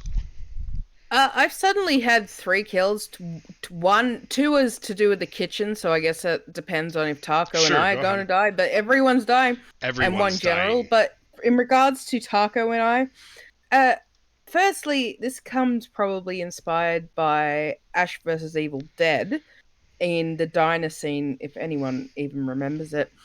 I can just see Taco getting his face sliced with a meat slicer, something Okay. along those lines. I know what kill you're But talking about. And for me, it was, oh gosh, yeah, just the more that's been used in various ways, years, different capacities and different TV shows and the like. Uh, industrial mixer, hair, bad combination, good way to scalp someone. Very true. And I would like to think that something should be left on the stove or in the oven, perhaps a bit bunny boiler style, that someone finds perhaps body parts in a giant stock pot being cooked, something of that Something nature. like that, yeah. Yeah, someone I says, just- "What's that smell?" and goes in, and that smells good. Oh, Esau can do it. Oh, that smells good. He goes in, finds body parts being cooked down. I gotta or say, I just roasted. love all the comments in chat right now too. Does Gene's RV get a flat when he tries to get away? Yes. Oh, that's true. It does. Gene, you should definitely drive there in an RV. Yep. I'm not sleeping in a tent. I've got my RV. Yep. Well, we don't need tents. All the We've got cabins. I ain't gonna Oh, fucking sleep in a okay, cabin no either. tent. I Okay, got an fantastic. RV. And I got Esau my still Air eats 3 it. model. The Go ahead. sorry, the other general one, if I may use it, it's for anyone. But I was seeing bits and pieces of what is it? Is it Slaughter High? Yeah. Yeah. The one from '87. I think it was Slaughter High. The one where the, one with nerd, of 3 course, directors. brings up. Yes. Yeah. Yes, that's the one. Thank you. Now I remember one killing it. I think it was a car they used, and they used the blade of the engine, and he has to hold it up. The guy has to hold it up, and the killer is cutting his arm, so he loses strength, and of course he It drops it down. falls- The blade drops just goes down through onto his him. chest. Right. I was thinking, okay, we're talking about a camp that would obviously have a lake, therefore it would have something like a speedboat or a motorboat. So something similar to that, and the Okay. propeller of the motor That's good. either decapitates someone or goes through their face or their chest or something like that, because it would be more vertical than horizontal. I have a That's suggestion. perfect. Yes, go Go ahead. ahead, Porky. So this camp's on a lake, right? Yes. Yeah. Okay, so I don't know what they're called, but they're those big blobs that they put on the lake, Yes, and then they have a diving yes, board. yes. They're actually called Oh. the Blob. Yes. The ones where you So- jump on them and it catapults people. Somebody gets catapulted into a propeller. Oh, that's Something along good. those Oh lines. god. That's good. Yes! Somebody gets catapulted into a propeller. I like that. But I was also thinking, like, for maybe a small portion of the movie, people think that Esau's killing everyone, Mm. Oh yeah, that too. and So that s- like it would be Esau that would like accidentally kill somebody during the middle of the day. He's pushed onto the blob, and that Yeah. somebody And into suffocate. Because obviously Esau is going to launch somebody the farthest, right? and Oh, right, absolutely. exactly. And we can say that Esau is basically trying to sneak away from his exercises and try to find food, and he's mostly gone. He's not around when the kills happen necessarily. Perhaps Right. But see, he sneaks into the kitchen where the cooks are. Right. Yeah, Mm. Esau That's and the where he killer aren't finds seen the in the stuff. same Yeah, room or cook whatever. See, until the end of the Okay, so this is how you get Supper. it done. One of the counselors is a swimming counselor there to teach Esau, about the water to swim and shit like that. And they're the one that they're like, come on, Esau, come in the water. He doesn't want to go. He gets pushed onto the blob by the progressive, which we can change that name. That's just like a working name for the slasher. So they push him onto the blob, from the water. And then that counselor is catapulted into a propeller. perhaps it can be so ironic that the boat isn't even on the lake, but it's on the edge, because they get catapulted so far, and someone's actually just testing the motor to see if it's working and running offshore, and that's where they land, all the way off past the lake and Okay. into the motor. That's good. That's good. That works too. All of that But then works. but then Esau tries to sneak away from suspicions, and he's hungry, so he goes in the kitchen. But a cook catches him, so he puts the cook through a deli slicer to make sure there's no. But isn't, as good as that is, isn't that And then- starting to make him the killer, though? Because that's quite intentional rather than Yeah, accidental. maybe. Well, somebody brings up the problem is the killer would have to be fat as Esau to be mistaken for it. So the way we do that is people are just happening across bodies. Yeah. Like if you. Esau hides. boogies and- Esau would hide people very easily, considering his mass. So you could be behind him and no one would ever know. I just imagine this the way he kills somebody in the kitchen. By the way, he just stumbles on him. The guy's like, "Hey, fat ass, you're not supposed to be here." "Oh, I'm sorry, man." I mean, he like just moves around and leave. His fucking back gut hits the dude and hooks him in the fucking slicer. There you go. Or the grinder, the meat grinder, because there's Yeah. bound to be industrial size stuff. Yeah, he didn't mean to kill him, but he did. But now he has to hide the body. Rock says there needs to be a scene where Esau is so desperate for food he's out hunting small critters with a terrible homemade bow and arrow, which could work to bring him sort of into like the three rednecks, who the local rednecks, and then they have like a back and forth with Esau or whatever, and then those three end up dead. Right. Kind of thing. So then we can bring them in. That's a way to bring them into the story as well. Yeah, we need the wrong turn crew. Yeah. At some point, the progressive leaves like a footprint in blood, and Esau's foot is the only shoe size that matches it. Oh yeah, that could work. That's a good size idea. 16. Yeah. Size 16 wide. Yeah. Go ahead, guys. Keep talking. I have to pause. Or I have to mute for a second. Sorry. All right, that's fine. What I was gonna say that's really fun. What's really funny is the fact that I did give Esau a deck of cards before we went to the camping trip, and that deck of cards was survivable stuff in the wilderness you can eat. Nice. Yeah. Well, at least you're looking out for him. I know, right? When he almost fucking kills himself with carbon monoxide poison by falling asleep in his car. That's great. There's also the fact he was just doing stupid shit in general, where he could have died. We should like fold carbon monoxide into this somehow. Possibly. Like Esau passes out like in a garage or something, trying to hide in somebody's car. You could be. There is also the thing if you get killed in regards to your RV, that's where you get carbon monoxide poisoning. Yeah. I mean, I wouldn't get that. That would happen with fucking Esau, not me. I know the difference of not keeping a fucking thing on. Not to mention the fact that RVs most of the time actually have a ventilation system, so that doesn't happen. Yeah, unless live power lines land on it and short everything out. Oh yeah, that could happen too. I know how to do the carbon monoxide thing. Awesome. Gene, you've got an RV. Yep. Speaking from experience, Jenova. Gene, you've got an RV. We can have the progressive take like a hose, hook it up to the exhaust, and then just shove it down someone's throat. Yeah. And just give them sort of poison monoxide from that. Yeah, someone's gonna basically try to use the RV to escape, and that's what Yeah. happens to them. Carbon monoxide. It could happen to, let's see, just thinking of who hasn't died yet. Oh, it could happen to Jenny, I guess. Jenny or Cindy, both trying to escape. That's true. Maybe those two are like, let's get the fuck out of here, you know? Yeah, and you One could. of those are two cook. What's that? Oh, Jenny and Cindy are not cooks, they're counselors. Yeah. Oh, okay. Sweets and Taco are the cooks. Okay. That's why Taco has to go through the industrial meat grinder on Esau. Sweets has to die some other way.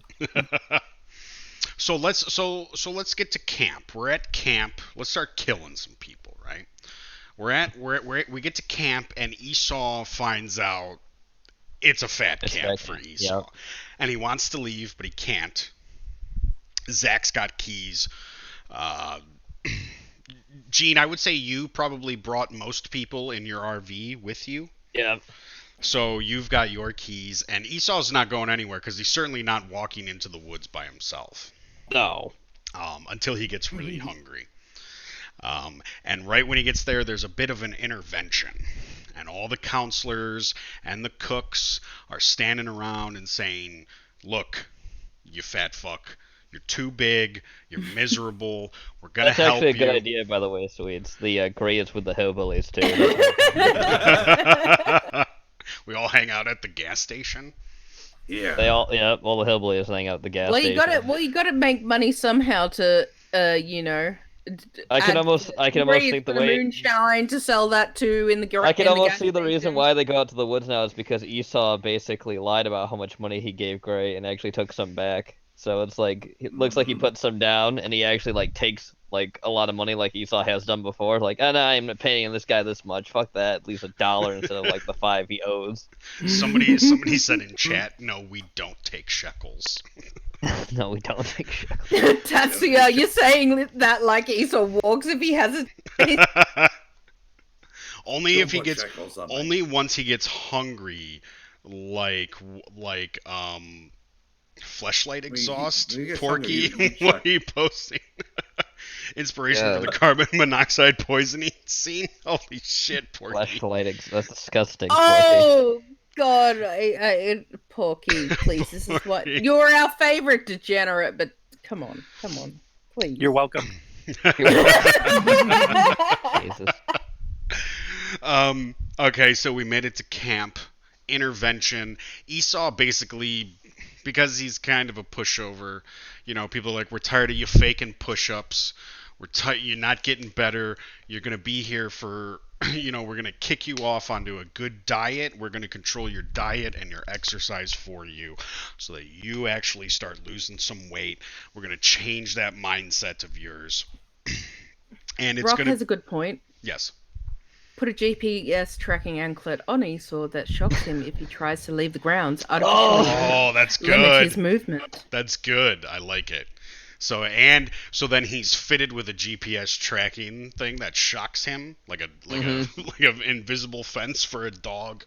A tracker and a cowbell. Oh God. Now there was also a little scene here that was. Let me see here. Okay, so later on at night, on our first night, so I would say that these kills would probably take place during the first night, the next day, and then that next night, basically. So about a day and a half, 2 days, something like that is. Who dies when first? This is happening. The cheerleader or the black guy, one of the two. Do we have a black guy? We don't have No, a token Are there diversity. any blacks? We Yep, do a I side know someone in who. chat. I know who you could do, Jenova. Zach. Zach's gonna be the black. Zach could be a black guy. I was gonna say Blue Waffle Hunter could be the black guy. He is Blue. black. Oh, blue. Oh, All right. congratulations! All of the You are the token diversity. Blue. Thank you for sacrificing yourself for the cause. Yeah. Thanks, Meg. Black guy's got to go first. It's just the way of the road. And then, so Zach can be the cheerleader of that. Oh God. Now, basically, like I said, every counselor will have their sort of the thing that they focus on with Esau the most. Actually, I see it this way, Jenova. I didn't even see a Blue Waffle as a counselor. He could actually just be a hitchhiker who the progressive kills. Oh, that's a good idea. See, that's what I was thinking. I was thinking the progressive could work their way towards the camp, right? So, so they kill Grey at the gas station, right? Then then they make their way through the woods and they find the hitchhiker. They kill the hitchhiker. Then they keep going down, and let's say like me, Rock, and Porky have just left Grey's gas station a couple scenes before that. So we're going off into the woods. Maybe we're hunting or something like that. They make their way onto us. And that's right before we basically see Esau sort of like trying to hunt, for his own food and stuff like that. Then me, Rock, and Porky are killed, and then we get to the camp where the counselors and the cooks start to die.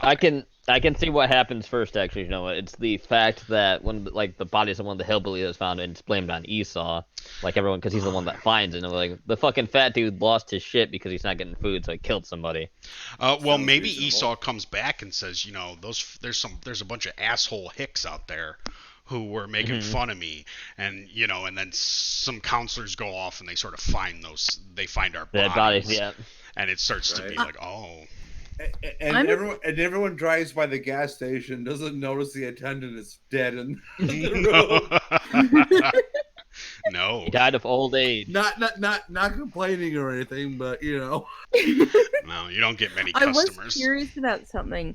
You know how I mentioned the mixer and the scalping thing and everything, and then obviously body parts in a stock pot or in the oven. I had just briefly the idea. Now we're talking about the progressive using female skins and all that for the outfit that he wears.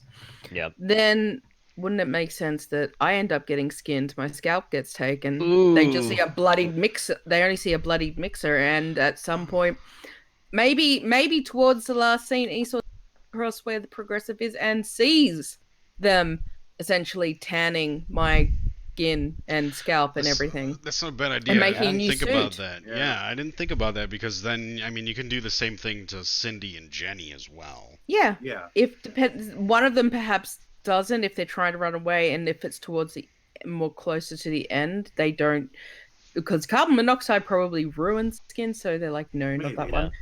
yeah. But either Jenny or Cindy get the same treatment. Yeah. Yeah, possible. Yeah, but either the- one. the, Whichever one doesn't get the hose shoved down their throat is. Right. Yeah, exactly Loaded. that. Yeah. That's gonna be the bonus winner, yeah. But the skin has been soaked in Foster's. Does it turn out a different color? Yeah, I guess so.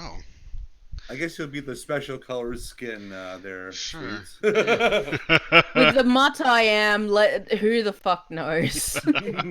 Oh, who's the first one at the actual camp to die then? That's a good question. I mean, normally it's Well, wouldn't it be, hang on, didn't we? It's- Oh no, the well, hillbillies technically, were prior. the black guy or the cheerleader. That's usually what happens. Well, I mean, the black guy is Blue Waffle Hunter's the first to actually He's die. a hitchhiker. Okay, but- Blue, so- you're done. You're going first. You have it easy. well, I would say, I have this scene here of, later on the first night, everybody's sitting around the campfire roasting marshmallows, and that could be Mallow's cameo. Okay, yeah. And everyone's like, "What's that sound?" Right, it's just a tiny scream from Mallow, because poor so Mallow, technically he's not even here Mallow to is the know. first one to die at the camp, technically. Right. Technically. And then they all go skinny dipping after that, yeah. Right. Maybe. Well, I had Gene starts telling everyone an urban legend of the Mhm. woodsman, who protects the area, and then Zach pops out and scares everyone. Yeah, that sounds good. And then after that, everyone sort of gets up and goes their own way. Mhm. like People that, go yeah. off to skinny dip. People go off to just go to bed. Maybe some people go to fucking bed. Maybe Sweets and Taco go off to prepare food for the next morning or something like that. Yeah, prep cooking. Yeah, some people go off to fuck. Some people go off to shower. It's just the way of the world. That's the slasher world right there. Blue Waffle Hunter should be a black cheerleader. Oh, okay, so okay, Zach. So it's all in one. So Blue Waffle's a black cheerleader. He's a black hitchhiking cheerleader. Yeah, there you go. There you go. Trying to make his way to. No. He's trying to get to cheer camp. No, that destroys It's not skinny continuity. dipping, it's No, fat I'm dipping. Sorry. No, you can't have black cheerleaders as strips like 20 minutes out of the film.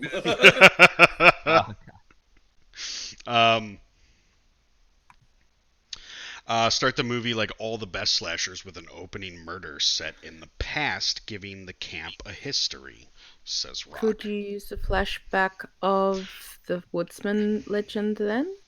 Something yeah. of that nature to sort of You use Or it as a MacGuffin in a way. or we could use the three hillbillies instead. That's true. We could use the three hillbillies as like the murder that happens to set things up. I've just started, to set things off for that, for the whole like backstory of the movie. The other thing I was thinking of too is that the person that actually dies first is Cog, because he keeps making fun of Esau so much, and Esau just walks away from him, and then he goes back to like finds like, "Where are you, man? I can't hear you. What? Okay. Huh? I like it. Okay, Hello? Where are you? Hello?" so here's what we'll do. All right. Let's use the three hillbillies as the murder that like sort of gives the camp its history. Okay. So that's me, Porky, and Rock. So we will die. Gray will then die. Blue will then die. I was thinking though, what would be funnier too is like instead of Gray dying early on, Blue actually dies first as the hitchhiker. Then Gray pops up like at a certain point to tell Esau to just fucking leave and keeps yelling at him constantly. Esau's like, "Oh, whatever, man. Fuck you. I'm just out of here, man." Okay, Making so silly with Gray, hitchhiker- and then Gray gets- die? Hitchhiker first, then Gray.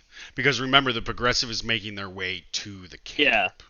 Yeah. And fucking basically Gray is the one who tells Esau he finds a dead body of the fucking hitchhiker, and Esau doesn't believe him, and he gets fucking his throat slit or some shit like that by the Progressive. Okay. Okay, so let's kill me, Porky, and Rock. Yeah, at the beginning.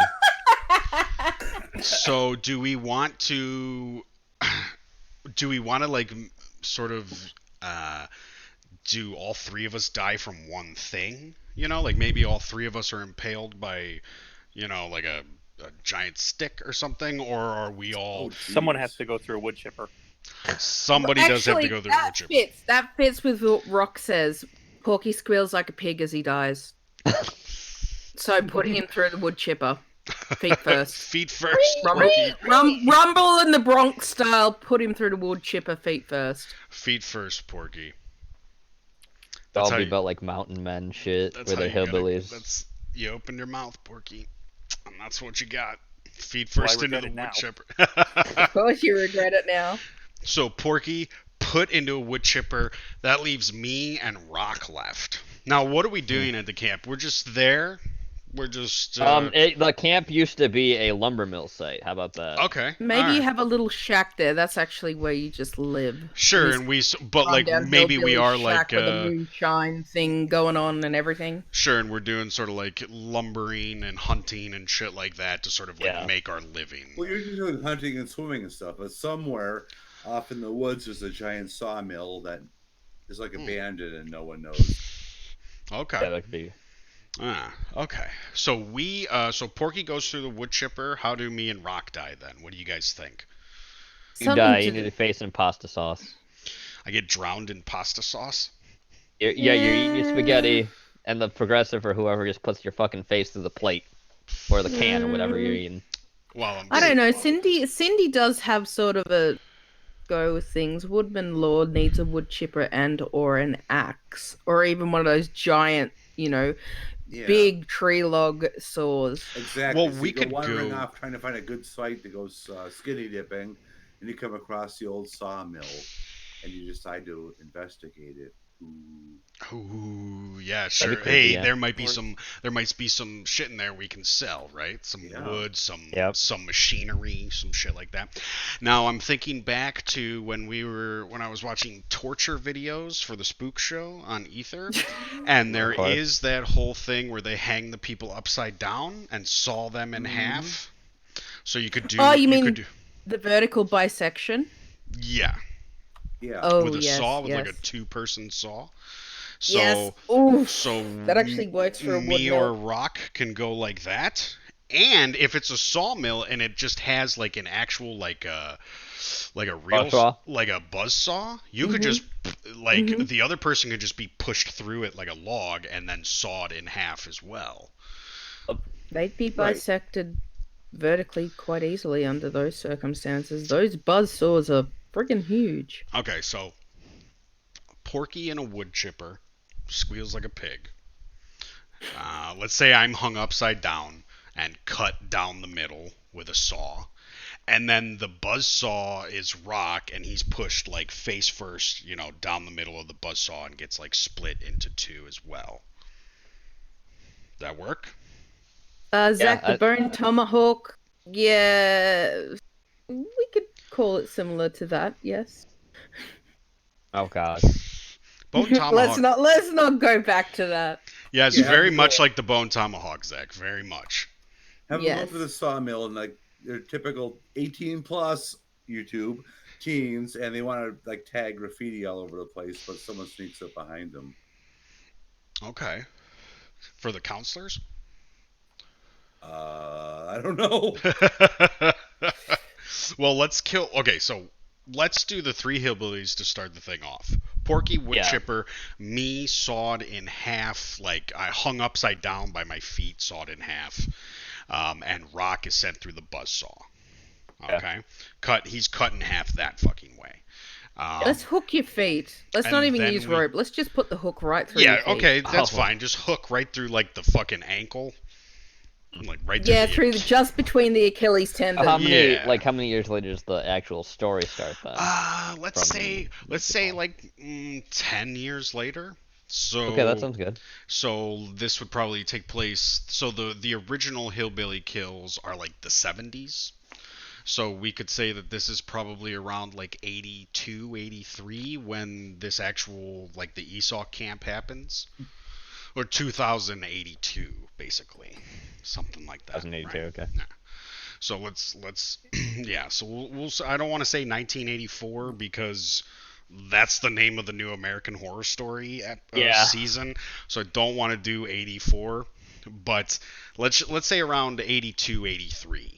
So that's Okay. when. So about 1973 or so that happened. So okay, so we've killed our hillbillies. Yep. Zach. And then Blue Waffle Hunter gets killed. Right. So now Because we got to Gray kill appears- Blue Waffle Hunter. Yep. And He maybe gets- Blue Waffle Hunter is on the side of the road trying to get Yep. hitchhike. Esau and Zach drive by him. Yep. Maybe they throw a fucking empty, can of Coke. What does Esau drink? Coke. He drinks Coke So mostly. Esau throws a can of Sugar Coke in at it, him. Yeah. Here, Esau buddy, does it then. recycle it for some money, you poor fuck. Set in the opening in the late 60s, 70s makes the camp an old feminist commune, and the hillbillies are there to peep on the hairy broads, and the Oh. unseen killer gets them. That's how we'll do it. Oh God. So that's That how works, and the drag 'em to hillbillies the- get Drag caught. them to the sawmill. Yeah. Okay, that works, Rock, definitely. So yes, Esau and Zach drive by Blue. Esau throws a can at him. And then as they drive by, the progressive comes out of the woods, and I'm thinking knife straight to the top of the head. Just A straight. knife or an axe, yeah. Well, I say a knife because technically that's the Woodman lore, but the progressive is a completely different slasher. So Yeah, correct. So it's I- the whole bait and switch too, because the Woodman really isn't the fucking killer in this. Right. The Woodman Exactly is really that. just in. It A happened. MacGuffin. Basically, it's just a legend, but it's a MacGuffin too. It's a legend, yes. I just thought of a better name for the killer, the Straw Man. Oh, Rock, that's pretty good. I like that better than the progressive. The Straw Straw Man. Mm. It's like the whole like skin suits put together with straw too. Oh yeah, it almost looks like a scarecrow type thing. Yeah. Maybe he's got straw to like beef up his fake tits that he's fucking got. Ah, yes, that's a good idea. I've Yeah. already decided who's under the actual suit of the progressive thing too, saying they want to be all this. It's gonna be Devin Tracy. I feel it. That's why he knows Esau personally too. Oh, He that's wants to not kill bad. Esau because he feels he's the most disgusting being that's ever been born on this earth. Tatsuya, we haven't even. I don't think anyone's really thought about who the actual killer is. We're not even at that, are we? I mean, I I mean- just did. Oh, well. Devin Tracy's yeah, a good good thing. point. Tatsuya said Geek Geek Thulu. Thulu. Yeah. I always had like a faceless person, Mhm. I was mean, thinking, go ahead. I was thinking that the killer should be related to Esau, So his dad. like a nephew or Oh, something, or yeah. a son. Okay, like a son he doesn't know he had. Esau was an orphan. Twin brother, long lost. Oh, Oh, yeah. That'd technically be a faceless person. it was so Cog all maybe? along. See, it was Cog all along. And that's why it's so easy to mistake the killer for Esau. The stuffing, says Rock. Okay, these are great fucking ideas. I like them. We'll see what fits in as we sort of flesh everything out. So, is everybody okay with Blue Waffle getting just a knife to the top of the Yeah. Everybody except Blue, yes. head? That's like exactly how the hitchhiker dies in the Friday the 13th movie, right? Yep. Yeah, No. she gets a knife through the throat while she's holding a banana. Yeah. But- That's okay. not gonna pass the Gina Davis censor. Yes, exactly. But I was thinking, like, right in the top of the head, it's like really, and like once it's in there, it's sort of stuck, So like, they gotta like put their foot on the shoulder and kind of pull the knife out, kind of thing, and it makes that That sounds great. sick That little sounds like actually quite thump wonderful. kind of noise. and And that and slick is it trying to yeah, we back and forth trying to jimmy it out. right, exactly.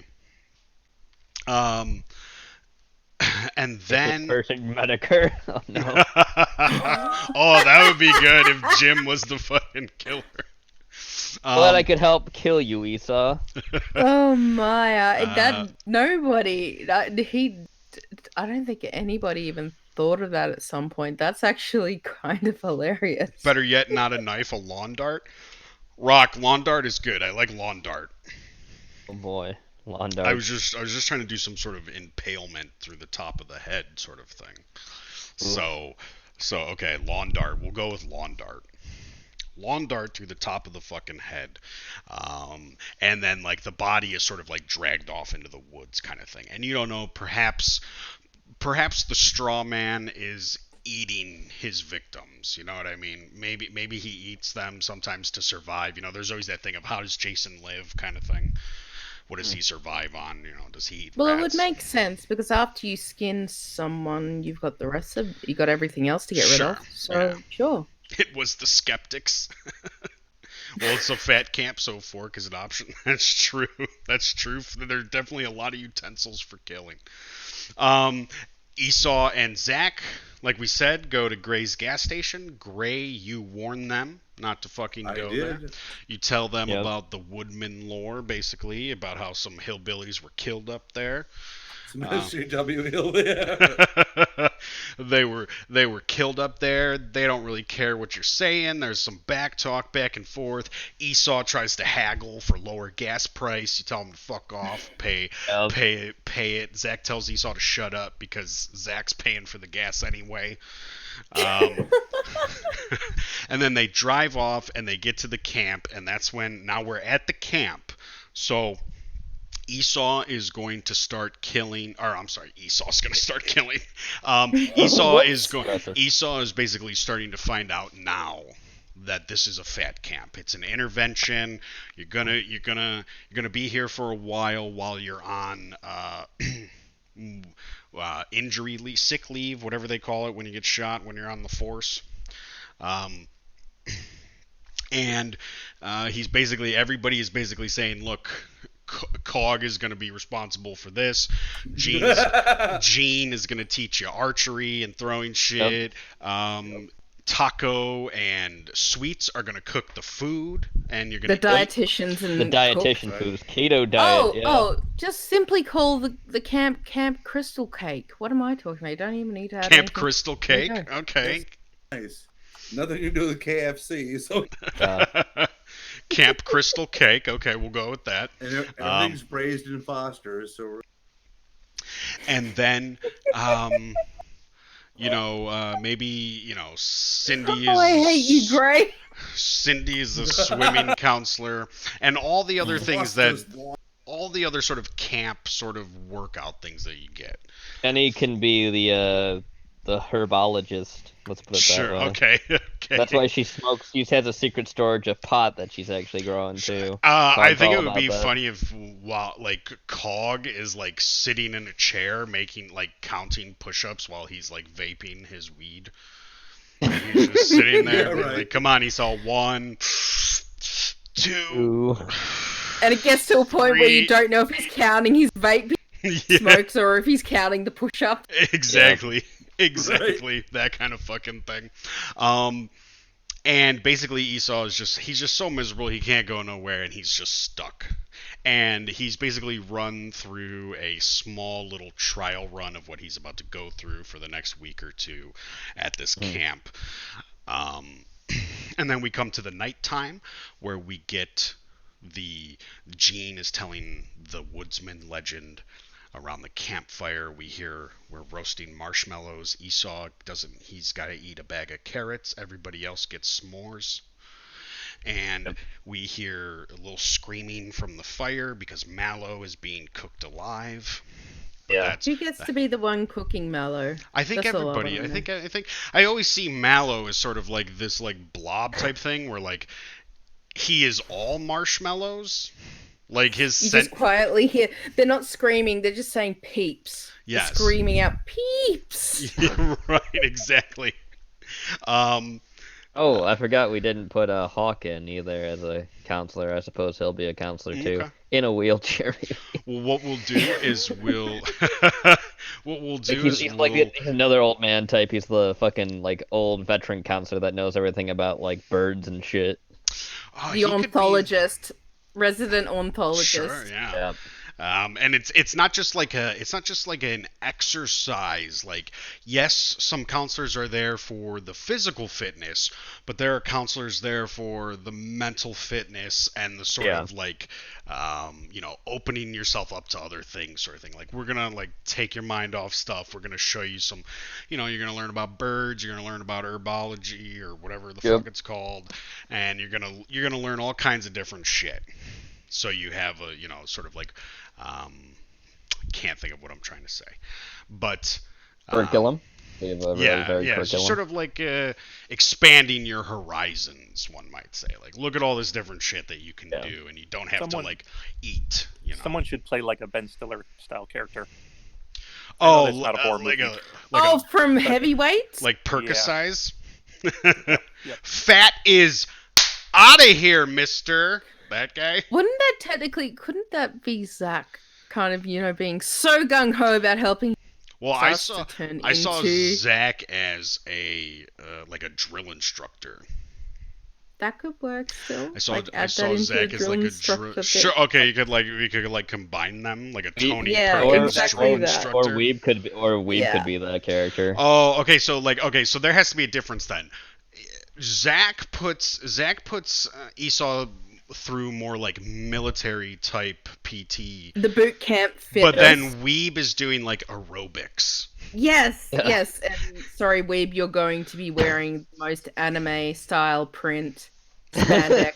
Yes, yes. Jenny, we're so glad you showed up. We're gonna kill you Oh, soon. yay! We're gonna kill you today. I hope. Hey.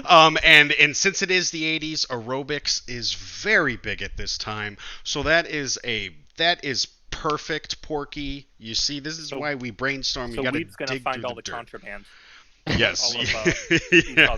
Esau's contraband. He's just gonna have two people lift up Esau's gunt, and then all these candy bars and everything are just gonna fall out in a waterfall kind Sure, of style. yeah. Yep, he's got to be checked. His room's got to be checked, and like that's sort of like Zach.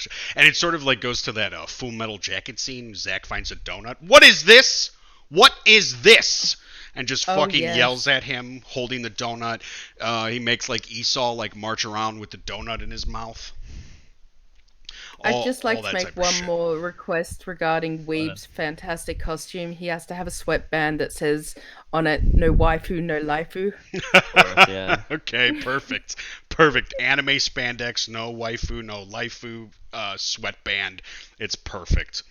So there's an aerobics class. There's a military sort of drill instructor type class. I think Cog is basically responsible for counting push-ups. Yep. That is basically what he's responsible for. He can start with saying "push harder," then it just turns into "puff Push harder." harder, nigga. Yeah. So we'll do all that. But we'll start killing people after the campfire tale that Gene tells about the woodsman. Zach comes out and scares everybody. Everybody goes, "Oh, ha ha ha, really funny." And that sort of breaks the mood, and everybody now gets up. Some people stay around the fire, but some people get up and they go to wander the camp. Is Cog gonna be fucking whittling around the fire like you said he wanted to do several times when we were camping? When he never did, he didn't whittle. He He didn't. Yes. wanted to whittle. Can Whittling always Zach- turns into just making sharp points on sticks. Did I you know. ever notice Basically, that? If Zach is going to be the one to scare everyone, can he do it Club Dread style? Sure. Yeah. If anyone remembers that, where he just stands up and everything's tucked in. Okay, I know what you're talking about. I've seen that Good, Lee. movie. Glad to hear you approve it. I've seen that movie. Glad to hear your costume is approved. I'm glad. Okay, so who's the first to die then? Everybody's gone off. Some people have gone off to skinny dip. Some people have gone off to take a shower. Some people have gone off to sleep. Some people have gone off I to know what fuck. I know what What we I'm need gonna say. to do is hold on before you go on. What we need is who's gonna die and what are they doing, like previous When to their they death. die. Like yeah, what where are they when they're dying, kind of thing. I was gonna say maybe I'm actually the first to die because I go to my RV to basically listen to some vinyl or cassettes. Okay. And then when I go in there, I realize someone fucking broke into my fucking RV. I'm like, what the fuck's this shit? Go Okay. and check everything. I go in, then head cut off with a fucking vinyl. Decapitated by a vinyl. Okay. I like it. I'm wondering how the mechanism of it will work, if it's just done frisbee style or something else. I'm curious about this. And also, could it be that your entire face is just mummified in cassette tape film too? Is it called film? Oh yeah, it's technically film. Yeah, technically what it actually is ferric oxide and if it's Good grief. I didn't know. I was not kicking that off. You Yes or started. no, This is it going to turn into a film? different stream. You can't. chromium oxide. Excuse me. You could basically do that though. So it's a yes. It's film. Okay, good. Follow on. Actually, Actually, it's technically not film. It's actual like particles that are the way it makes the stuff. Metal Thank you, oxide is Mr. the same. Actually. Okay. All right. So you're decapitated by vinyl, right? And mummified in chromium, whatever. Sure. I mean, you could even have like a bunch of the what's it called, Gene? What? Film. And the cassette. Oh, in the film of the ferric oxide. Okay, so you can have a bunch of that stuff down into your severed head mouth, you know, Yeah. Oh, kind of like yes. wrapped up in it, kind of thing. And then perhaps maybe then you're dragged to the back of. Well, you're already in the back of the RV, so then maybe you're sort of hung up by your suspenders in the back of the RV somewhere. Possibly, or I'm hung up in the wherever there's food somewhere else. Oh yeah, that's right. Yes, okay. So Gene is the first to die. He's decapitated by a vinyl record, and his severed head is sort of mummified in cassette tape. Weeb, there is no such thing as a respectable death in a slasher film. No, You're in the wrong film, buddy. that's why you're gonna get killed with your fucking anime DVDs or some shit. Stuffed in a ducky kimura afterwards. Yep. Ha ha ha! Gene dies first like a colored. No, we Technically, already Blue killed Waffle the. Hunter was the Yeah, real we first already to die. we already killed the colored. Mm. Blue, we love Diversity you. hire has So- already been done. So then the native has to die next, obviously. Sure, we got to get rid of all the minorities first.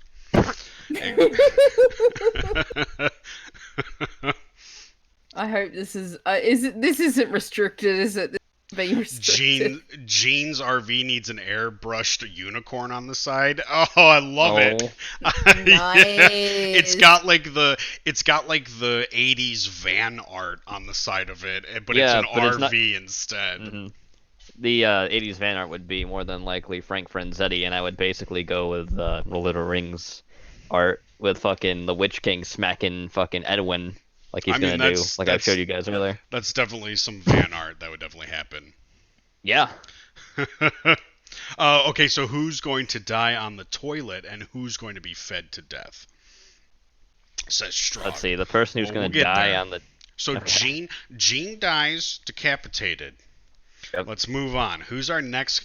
Now, okay. So remember, this is the first night. Now we don't necessarily have to go to the second night or anything like that. We can just sort of start killing Well, people.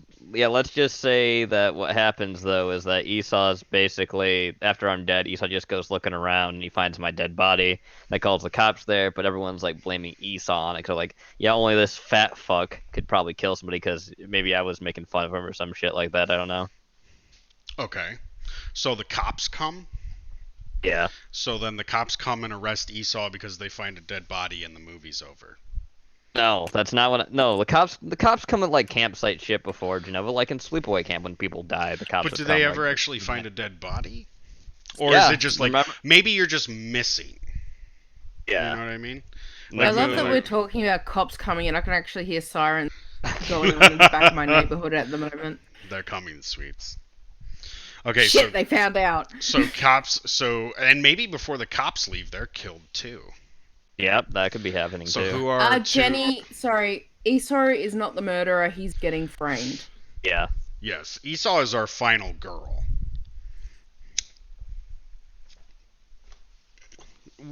Cops should come in the daytime. Yeah. So let's So kill. it could be. I was missing it. Looks like very suspicious because there's blood or something. So I think it's an animal attack or some shit. So here's the way we'll do this. We'll kill 2 more counselors that night, right?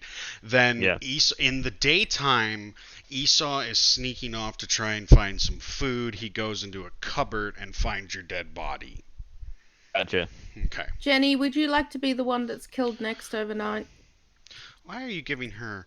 She could possibly be the one fed to death. Mm. All the stuff that's basically been confiscated by from Esau is what's used to feed Jenny. Wait, how do we call the police? Are using Gun our candy. gun candy? that so technically it's poison and being fed to. Ew. That's the worst death of all. Congratulations, Jenny. I hope you enjoy it. Okay, so how's Jenny killed then? She is the one who is fed to death by the confiscated Gunt food. Candy. Okay, and all of it's candy and candy bars. Gene, what if all of that stuff was being kept in your RV? Like it was. Oh yeah. Bless you. Yeah. Bless you. So it was like Thank you. locked in Yeah, that your could work. RV, and after you're killed, they find all that food, right? And the straw man, the progressive, takes it with them. Yep. And they stumble upon Jenny, and what is Jenny doing? Jenny's probably smoking weed. Okay, so Jenny is off by herself somewhere smoking weed. And she's this is a perfect death because what do you get when you smoke weed? The munchies. The munchies. Yep. So this is perfect. So Jenny's off somewhere. Jenny, you ever go into the woods and smoke weed? Well, you do now. So Jenny's off somewhere. Let's say she's like on the other side of the lake, maybe, right? Like, Yeah. She's on. Because that's where her she's gonna go check on her actual like plant crop that's out there. Sure. Too. That's Yes. what she's doing on that side. It's on the other side of the lake. The progressive is there, so guys, give me like, is food just being jammed into her mouth, or Yeah, all I'm imagining is whole candy bars being just shoved down her without, throat. just whole, like wrapper and all. Yep, just shoved right in there, and right down her throat. Got candied to death. Oof. Okay, like, and it's more of like and it's still warm. Oh god, Porgy. And you're just seeing her stomach distend further and further along with her throat. Yeah, until like it can't be pushed down anymore, and it's still like coming and up out through the mouth. All the way. Yes, and just being the hand just trying to jam it in as tight, pack it in as tightly as possible. So it's just That's some painful part, fucking death. That's rough, part rupturing, part suffocation, part poisoning from the Gunt stuff. Mm-hmm. Yeah, that works. Okay, now. How about that, Jenny? There you go, Jenny. From the trash. Thank you, Rock. That's what you get for doing drugs, Jenny. There's your munchies. There's your munchies, yes. Okay. And now, do we go to the next day, or do we kill one another more counselor? kill. One more kill. Okay, who's next? Weeb. Weeb already? You Yeah, want Weeb to go already? Okay. What? He's watching his animes at night. You know, it's dark and everywhere else. He's just, having a good time. Maybe With his sending waifu somebody pillow. some. Yep. Yeah, my only request is that he's stuffed into a ducky kimura afterwards. That's all. Basically, his fucking anime collection's taken from him, and it's fucking shoved in slashed his body with it, and then he's stuffed to a fucking body pillow. Stuffed into like his waifu pillow? Yes, the ducky kimura, just shove him right in it. That's what it's stuffed and then sewn up into It's again. like sewn or into just it? closed. Yeah, sewn up Okay. into it and thrown into the fucking lake. Oh, okay. So Nice. okay, so instead, okay, so he's sewn up into his waifu pillow and then thrown into the fucking lake. And Yep. people just think Esau, because Esau's like fucking anime, blah, blah, blah, and everyone just thinks that he's thrown the pillow into the lake, and they don't realize Weeb is actually in the pillow. Yes. Yes. Good. Good. I like it. A man denied his weeb shit.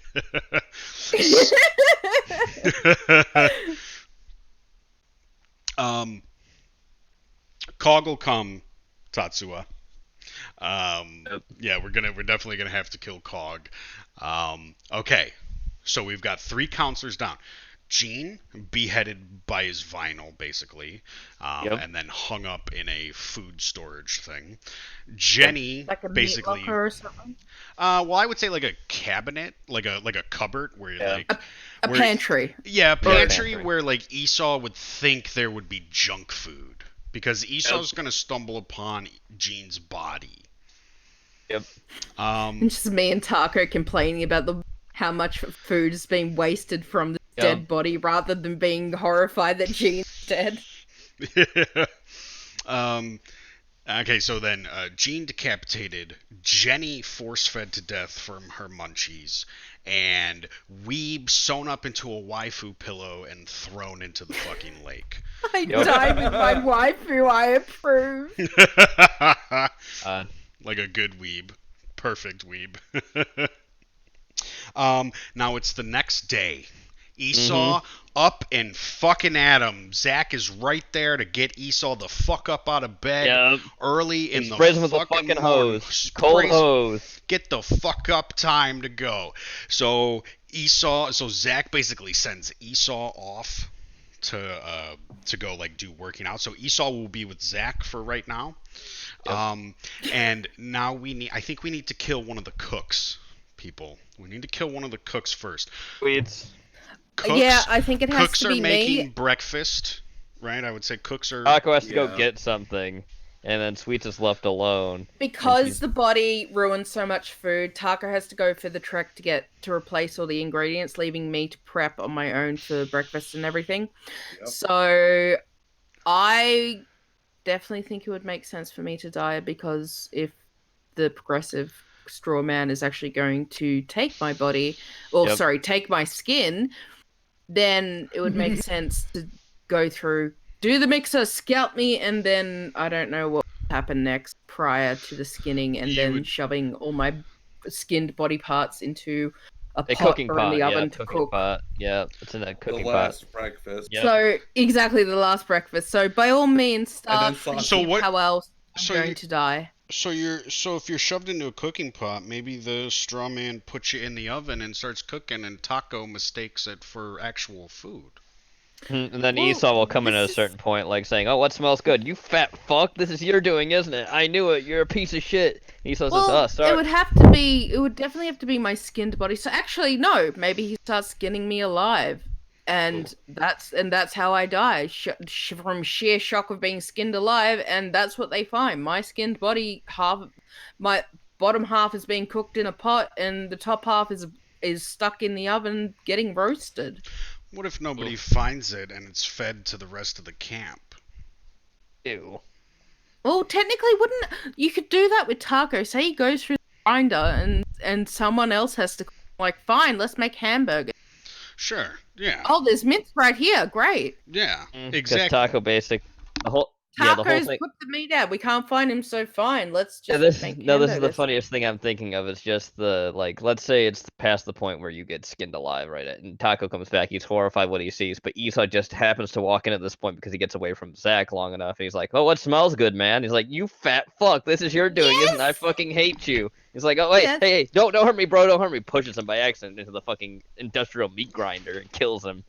Okay, so Taco and Sweets, like, they go at once. That's almost. Sweets goes before Taco does, but I'm before, and Taco. Well, they kind of go me, like. Then Esau comes in. Yeah, in order though. Yeah. Yeah. Okay. So they kind of like they go within a short period of time. Yes. Correct. Okay. I like it. Okay. So now both our cooks are dead. And what happens? Does Zach find Esau? Esau, what are you doing? You're Zach, supposed to be fucking Esau, running. Esau basically leaves. I said he got away from Zach. Okay. He had gotten away from Zach because Zach got distracted talking to Cog about something. Cog was really high. As happens. Zach. So Esau basically leaves that scene because he doesn't want to get caught doing something so horrible, killing somebody. Like he's always talked about walking away from when people are potentially dying. Yes, he does. He does talk about that. Yeah, so he goes back out. Cog actually comes up to him. He's like, "Nigga, what are you doing? Shouldn't you be running?" Yes. He's like, nah, man, nah, I'm fine. I'm Wait, good." Esau running? What? Yeah, exactly. Nigga, do some push-ups. So doing push-ups. So Esau's doing push-ups. Cindy says she wants to be killed before lunch, which may be a good time for Esau to go swimming, get his swimming classes in, and we do our whole blob catapult into Right a into propeller scene. the propeller yeah. thing. Maybe at brunch. Because Sweets is getting killed at breakfast, so we got to kind of like pencil Cindy in for before lunch. Yeah. And actually, that conveniently works because then again, the straw man now suddenly has another uniform to take, so he just takes Cindy's body too. Camp brunch. Okay, so Esau gets taken. Cindy takes Esau to the lake for swimming, basically. Yep. Esau doesn't want to take his shirt off because he's fat. Yep. He's one of those guys that goes into the pool with his shirt on. God, I can't. And Cindy's on the blob, the thing that everybody that's what they're called, right? Blobs. Yeah, they're called the Blob. Okay. Something like that. So then the progressive Esau is sort of scared. She's like, "Come on, Esau, you had just jump on the ball. You just catapult me into the lake. Nobody's gonna get hurt. Come on, quit being such a big fucking pussy." And he's like, "No, I don't want to go in. I don't want to do this stuff." And she's like, "Oh, come on." Look, man, I can't swim, man. Look, I just can't swim. I'd almost drowned one time. I know, it's just him. And Also, just the fear of heights, sort of thing. I Sure. can't jump onto some all And stuff. from Cindy's point of view, she can't necessarily see that Esau has been pushed, right? Yep. So then Esau No. is pushed down onto the blob, and Cindy is catapulted, and she's in the air. What happens? John Goes Landis straight. just happens to be flying over, as he does. Another kind of propeller. Yep. So you're gonna go with the John Landis kill? Yep. Okay, so she's Just propelled. another time. Yep. Works for me. She's propelled so high into the air because Just of straight Esau's up, body just straight weight up and right that in she there. is just sent right into the blades of a helicopter Piloted by And- John Landis. Yeah. and just completely just more mincemeat and just splattered all over the place. And some of that gets on Esau, so now he's got some blood on him. Mm-hmm. His t-shirt is stained completely. Yeah. His t-shirt is stained completely. Exactly. And blood rains down on Esau. That's what we're doing. Blood rains down on Esau. He's covered in blood now. And not all of it comes off when eventually he's got to get in the water and swim to shore. Yeah. But He just not, rolls. He freaks out and rolls into the water. Yeah. Perfect. And then he's just there. I'm just saying, I'm drowning, and that's what gets everyone's attention. Yeah. They see the fucking piles of gore now. Yeah, the piles of fucking gore. What the fuck happened? Did you land on Cindy? Did Yeah. Yes! did you, this has happened once Not before. again. Not again, Esau. What has happened to you? Esau, we're just trying to help you. You know what I mean? That whole thing. Yeah.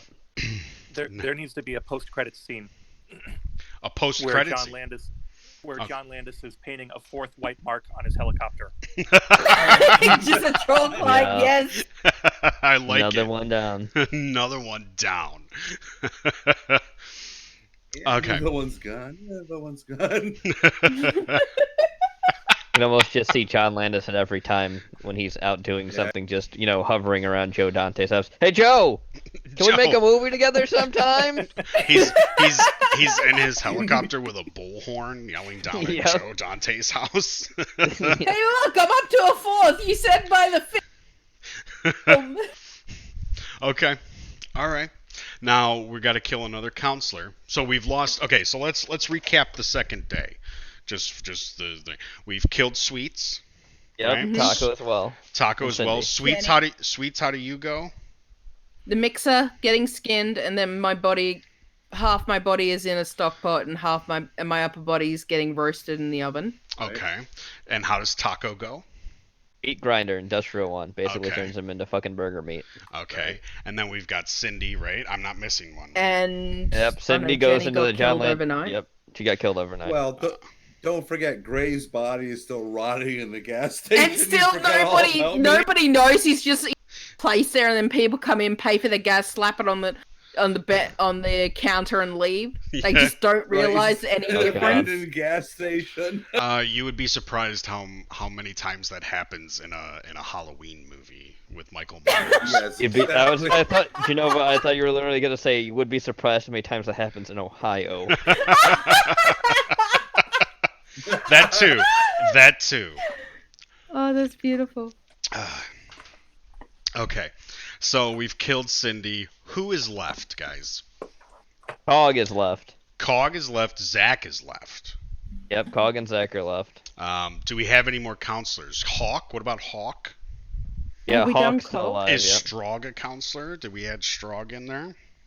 We didn't We really give did. him much to do, but we did add his name. Yeah. Well, maybe Strog and somebody else can be cops. Oh yeah, Straw could be a cop. Who would be another cop that I mean, we could make Hawk Oh, and Grifter could be a cop with Strog. Why Okay, not? okay, so Strog and Grifter are cops, right? Yep. And Zach and Esau being cops, like, there could be that whole thing of that could be sort of the reason why they're sort of like it's not taken too seriously kind of thing, like, oh, there's already cops here, and like maybe there's a bit of but we've got dead bodies, okay, we'll call it in, we've got to go somewhere. Those Strog and Grifter are killed, right? Yep. So how are So here's the thing though, what I'm thinking with Zach, since he's supposed to be in other like spin-off films from this too, like he gets called away for a mission or something for whatever reason, and someone comes So in you to want replace Zach him, like to this nobody cop. Zach, you want Zach to survive? Yes. Because I was gonna fucking He just gets out of the film at some I was point. gonna kill Zach. Okay, so I mean, you want to do the spin-off films with him though, so I don't know. well, I mean, they could be prequels. Is this? I know, but he doesn't have to die here either, though. Oh no, not necessarily at all. Has there ever been really someone who, in a film like this, leaves partway and Yeah. just doesn't die? Yeah, there Yes. are people Like, like they that just- in certain films. Then could Zach somehow be that one so it feels in for a spin-off? Because he's still the same character. Yeah, he's Zach Bodie. Unless you were thinking of doing a retelling of Bodhi, of course. Well, it doesn't matter to me. We're just making this shit up on the fly, so that's fine. So this is I don't Hollywood care. office right now, sir. I want your fucking badge. You tell me what the fuck this movie is, or I ain't funding shit. My name is Jason Blum. Jason Blum. Hey, we're doing this Hollywood style. We're just every At least piece my of name shit isn't at the fucking wall and Jason seeing what Turok. sticks. Mhm. Because that's even worse than Jason Blum. Yeah, it's true. Is there really? Yeah, Jason Turok fucking sucks. Okay then. He's the guy in charge of Fangoria now. That's right, Rock. That's the movie I was trying to think of. Friday the 13th Part 2. The nerdy guy stays at the bar all night and survives. Oh yeah, that's right. He does. Oh, nice. Wow. Okay, so Zach gets called away for a mission, and so now we only have Cog left. Mhm. Cogs. Yep, Cog left and Hawk. Hawk hasn't died yet either. Strog and Hawk's the Grifter. ontologist. So let's kill Strog and Grifter first. Okay, if Let's Strog kill says, let's kill the cops first. I want to be a cop that like that guy on Dukes of Hazzard. Who do you want to be like Go that? on. Strog says he wants to be a cop that like that guy on Dukes of Hazzard. Oh, like Coot. Oh, like Cooter, yeah. okay. So you want to be like Cooter? Okay, Cute. okay. Cuter strong. Strong cuter. There we go. Yeah, so straw can be cooter. Straw can be like a cooter type Morning, character. girl. Oh, hey, first premises. Oh, you want to be Boss Hog? Oh, you want to be Boss Hog, not Cooter? No, he'll be cooter. Okay. It's already been decided. Grifter can be Boss Hog then. Oh boy. So we'll have a Cooter and a Boss Hog. Now, let's say they're driving. They necessarily haven't gotten out of the camp area themselves, so they're not necessarily back on like a main road yet. They're still within the area of the camp when they get killed. So how do they die? Let's say they're in the car, they're driving, they're talking. What happens? Any ideas? The progressive, like, since they have the windows down for whatever reason, the progressive, like, shoots a fucking spear through them or an arrow or something and, like, kills one of them at the wheel. Then the other gets out, tries to fight them, doesn't realize they're, like, right behind him with a fucking, like, a pair of cutting shears and cuts their head clean off. Maybe. I just had sort of another idea. If they're both in the car with the windows down, a typical naturally made spear, and it just goes through one head and right the other, and out the other side of the window. So they're just sitting there, stunned with this spear through. Yeah. Okay. Just straight that spear right through both of them standing there. You see one end of the spear out one side of the car's window, and the spear bloodied is out the other side of the window, and they're essentially impaled together, sitting there. I kind of like that idea. I'm thinking like a very sharp piano wire that will just like cut through the car and cut both their heads off, and just like that too would be not bad. Yeah. Leave the roof and two heads behind them as the car just rolls down the road. Okay. And just take the spear, carrying it with the two heads still impaled on it. We could do a spear and piano wire together on it. Okay, so sharp. I like it. So sharp piano wire decapitates them. Spear through. Yeah, sharp piano wire that when it cuts to their necks, it sends the spear off flying and impales their skull like a kebab. Okay, I like it. We'll do this outrageous, and this is exactly what we fucking need. Because I think we should take the bow and arrow idea, and we should the whole sleeping bag bow and arrow thing that I talked about earlier. Mm-hmm. I think we should definitely maybe do that to Hawk. Yeah, because he's hanging from a tree. Yeah, right, and I think it would be. I think like once Hawk dies, and we'll do Hawk in a second here, but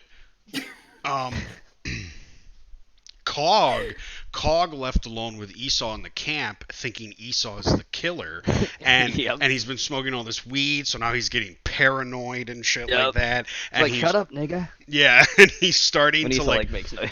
Right, and he's starting to be but he's starting to assume that Esau is the killer, you know. So it's he's like, Esau don't, and Esau is sort of like, it's not necessarily a chase through the camp, but Cog is trying to stay away from Esau, but they're both scared to be by themselves, kind of thing. Yep. Okay. So. And that's when when they go to sleep, that's when the spooning happens. Yeah. Cog is just crushed to death. Yep. Right. Esau farts in a room, Cog lights up, dies from explosion. Hawk posts this picture in the Discord below. Arrows don't affect hawks. Shows a fucking arrow through a hawk that isn't the fucking hawk's fine. Oh my god! Holy shit, that poor bird. Oh, that poor thing! Oh, yeah, I know it's a falcon. Damn. Oh no. Oh, Rock, I know you're the resident information checker, but come on! Okay, so let's say it's getting dusk, right? Sun's going down. It's been an eventful day, right? Yep. Yeah, it has been. And they're gonna sleep together because they're both too afraid to be alone for each other, even though Cog fucking despises Esau, and Esau has the smallest fucking tent possible. Of course. Cog just yelling at him, yeah. Of course. Move over, nigga. But before we get there, let's kill Hawk just for. Okay. Yeah. So it's dusk, right? Sun's going down, and perhaps maybe this is the only time Hawk can catch a view of a certain bird. You know? Some rare kind of bird, yes. Sure, and perhaps he's up in a tree. Now I would somehow to get him in a sleeping bag and hung up so that arrows can be shot into him. Say he's up Or if there somebody and has, got- not to interrupt you, but if somebody has a different kill idea, we don't have to use that idea. I was just throwing it out there. I was reminded of it because we were talking about like arrows and shit like that. So I was more just at the very beginning of the kill. Say he's up in the tree and he's got binoculars, and something to do with the binoculars. Say his vision suddenly gets blocked, and he's like, "Why? Why is it suddenly, Dark, why yeah. is it suddenly dark? I can't see." And before he can pull the binoculars away or something In a like sleeping that, bag, they get smashed into him somehow. So he's got glass in his eyes, he can't see anything. Then Yep. suddenly, he's just ransacked into a body bag, a sleeping bag, something of that nature. So he's there, blind, wiggling around in the sleeping bag as it gets tied up, or it's already ready to be just dropped and hung there, swinging from the tree branch. okay. Yep. So Hawk binoculars pushed with so much force they penetrate his eye sockets and they're sort of stuck into his face. He's wrapped up into a sleeping bag, hung up from a tree, and arrows are shot into him. Yep. With Liking lots this. of muffled screaming. Yes, lots of muffled scream, and maybe it takes more arrows than usual to kill him. Yep. Perhaps it's almost that funny Austin Powers gag where that guy just won't die. Yes! You know what I mean? Like he just I really do won't love- fucking die. I really do love this horror comedy we're coming up with. It kind of, well, yeah, it kind of is, yes. Like Esau's just ready to walk always around. Esau in a like a quad, trying to back up off the road and keeps banging into the walls like it happened. Yeah. What were you saying, Porky? Yeah, like the killer keeps almost walking away, and then the sleeping bag starts twitching a little bit. Yeah, And yes. you just hear British cursing like fucking hell, fuck the whole time. You just continuously hear it. Yep. Okay. So then we're left there with this fucking sleeping bag with just a dozen arrows sticking out of it. Finally, it's been done. He's finally dead, but it takes a hilarious amount of time for him to actually die. I could actually see like the last way the killer kills him too is he just basically cuts down the sleeping bag and then bashes against a fucking tree. Like, enough of this. Oh yeah, that would be a good callback. He's so to frustrated, he just smashes it against his feet. Finally, or he shuts does up. it to make sure he's dead. He's like, he runs out of arrows, so he's got to fucking grab the sleeping bag, and you sort of get like an homage to Friday the 13th when you start doing that. Yeah. What about Smash with him that he against a tree. goes to?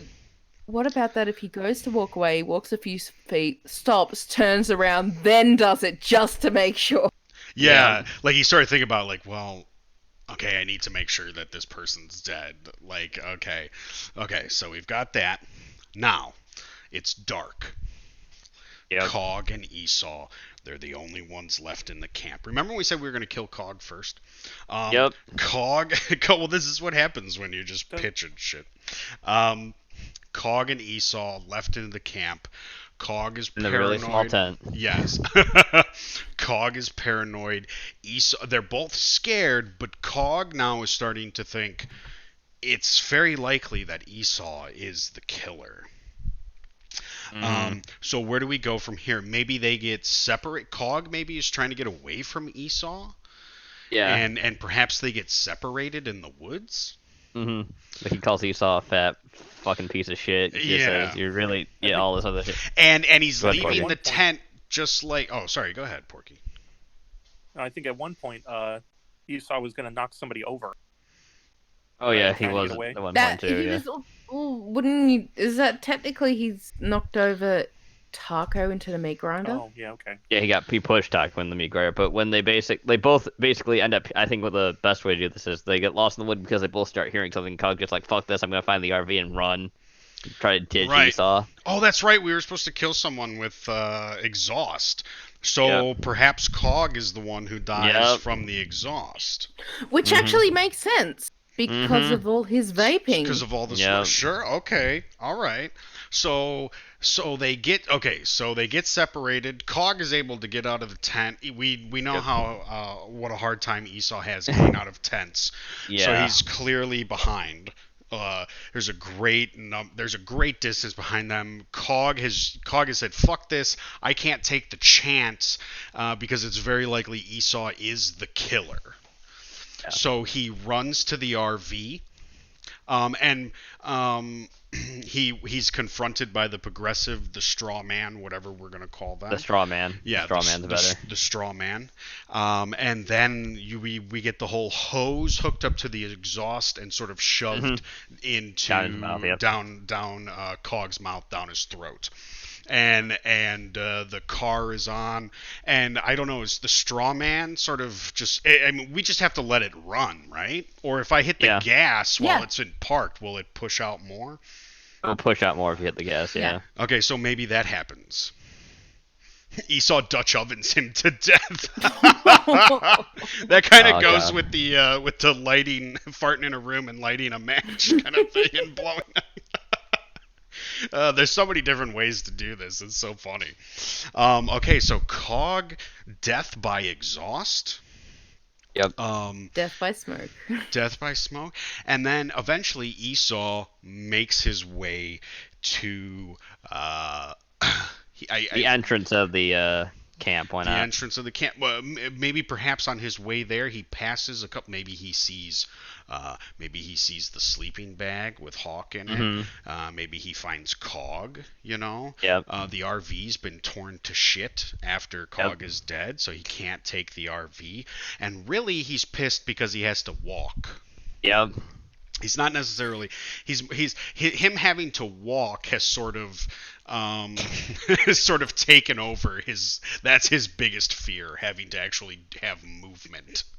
And the fact he probably has to go take a shit or something too. He can't. Sure. He hates the idea of the outhouses here and everything else. Maybe he sort of. Maybe he finds some other sort of gruesome scenes.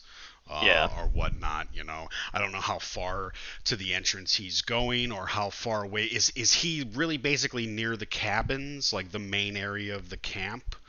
Or... Well, the question is if he's heading to a camp, and say he does, but he wants to also leave, would this lead him to start getting lost within the woods, and there maybe he finds Jenny's body, or is this going to get to? No, that's very possible. Yeah, that's. Is it going to get to a finale where he actually finds where the straw man is and what he's doing and everything like that? Our final confrontation is going to have to be Esau versus the straw man. In the cafeteria. Yeah. In the cafeteria, because Esau is looking, he's like, well, I need some food. Needs some sustenance if he's gonna walk. He needs some sustenance if he's gonna have the food. Maybe he does see Jenny and he sees all his junk food that has been forced in, and he's so sad because all that cries. food.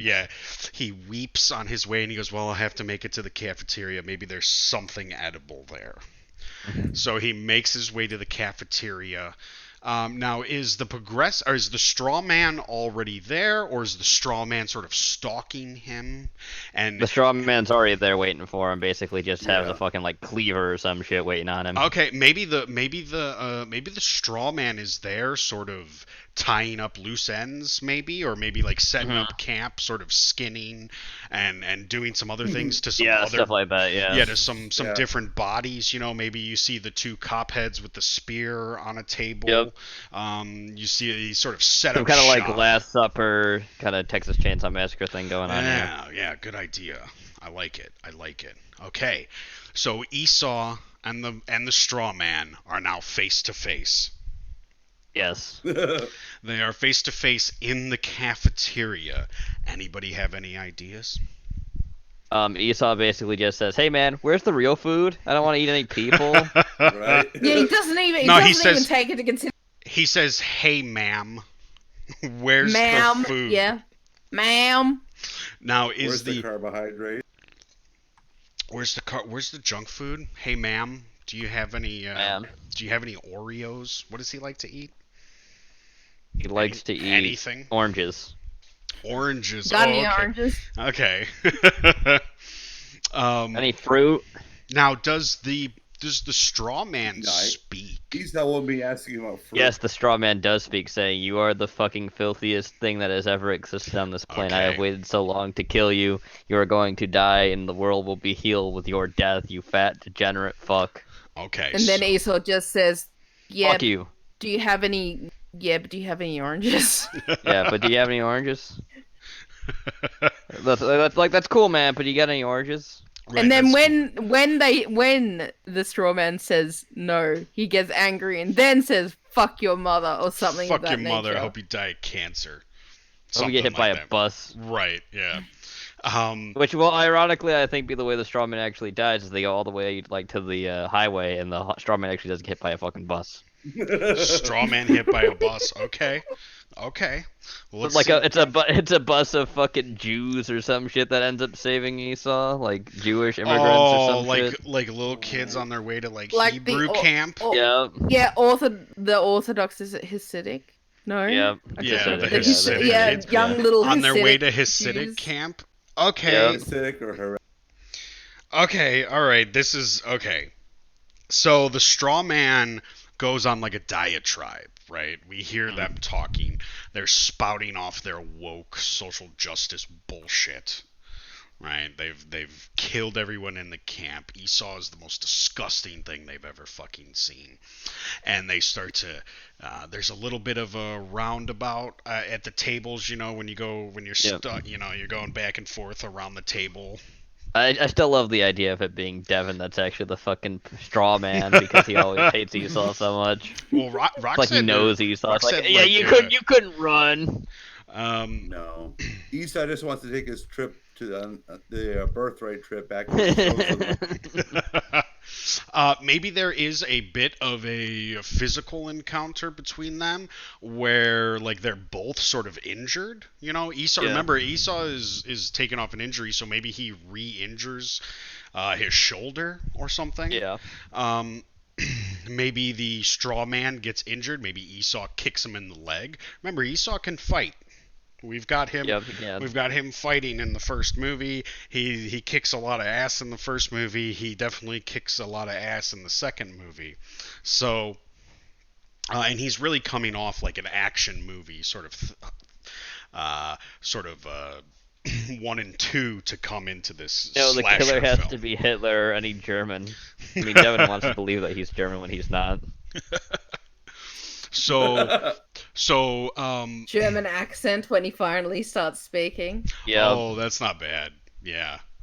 That's all you need, just that.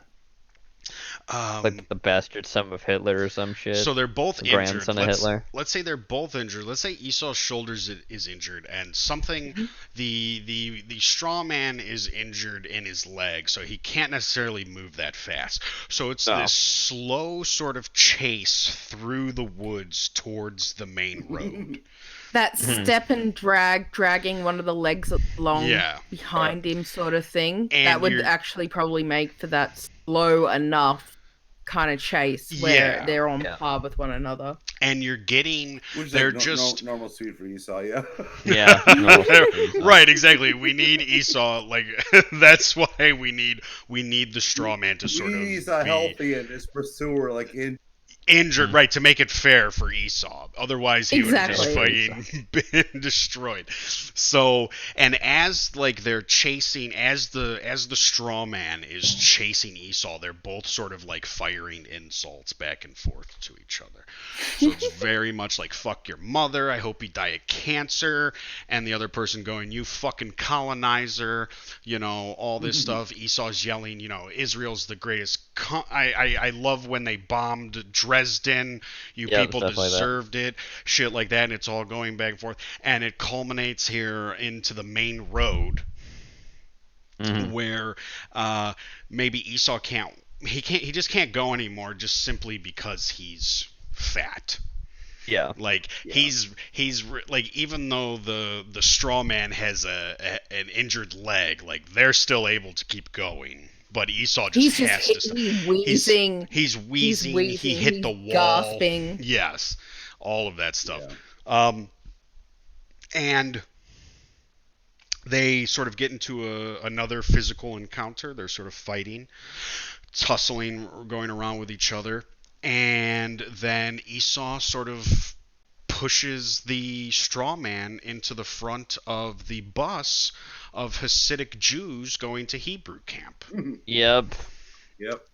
And just have the bus screeching, braking halt because they hit something, and then the door opens. The bus driver comes out with his curls and his hat, and then filing out are just these little boys in their growing curls and hats, not knowing what the hell's going on. Just what happened, and then Esau sees them, and they look at Esau, and maybe that's when they just all the kids just let out this giant scream of horror because they're seeing this gigantic blob. Yes. Mm-hmm. Yeah, a gigantic blob without a fur-rimmed hat on his head.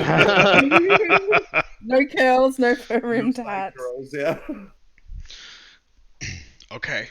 All right, I like it. Now, we do have the post-credit scene of John Landis adding the tally mark to his helicopter. Mm-hmm. But I think the actual credit scene itself, it should be basically Esau on the fucking bus with all the Jews eating some matzo ball soup they offer him. Okay, yeah, that's good too. So like during the credits, we see Esau on the bus, you know. Mm-hmm. And he's eating his kosher food. Yeah, he's singing some Hebrew songs, you know, that kind of thing. Dreidel, Yeah. Okay.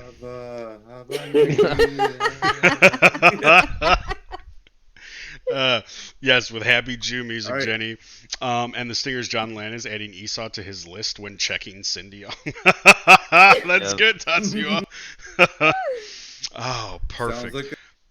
That's a movie, folks. That's a movie. Fucking movie right there.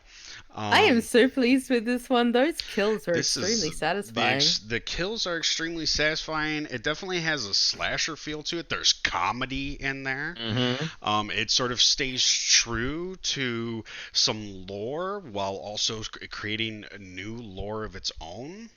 Yep. I love the idea of Weeb as an aerobics instructor with anime spandex and a no waifu no lifu headband. That is just definitely that combination with Ben Stiller's heavyweights. Yeah. Character. Absolutely. It's perfect. And Zach lives, obviously. Zach gets called out onto a we need a sequel, so Yep. Yeah. Oh, poor Blue, you came in so late and you didn't realize you Blue. died. Oh, Blue. You died early. You're the first one to die. Hire. Blue, we killed you like so early just because you were black. We just wanted to follow the rules of the slasher movie. You went before the cheerleader. Yeah. Blue, we are basically. And there won't be... Go ahead. What were you saying? Go ahead. Okay. Blue, we are basically. What we do every now and then is we make movies where Esau is the hero of the story. Our first movie that we did was an 80s action film. Our second movie that we did was... Neo-80s. Yes, it's the Neo-80s. Everything's Neo-80s. It's 2080s, basically. Yep. Yeah, So, yes. The second movie was a Neo-80s buddy cop film where Esau sort of hooked up with Zach Bodie, and they were cops trying to take down a guy.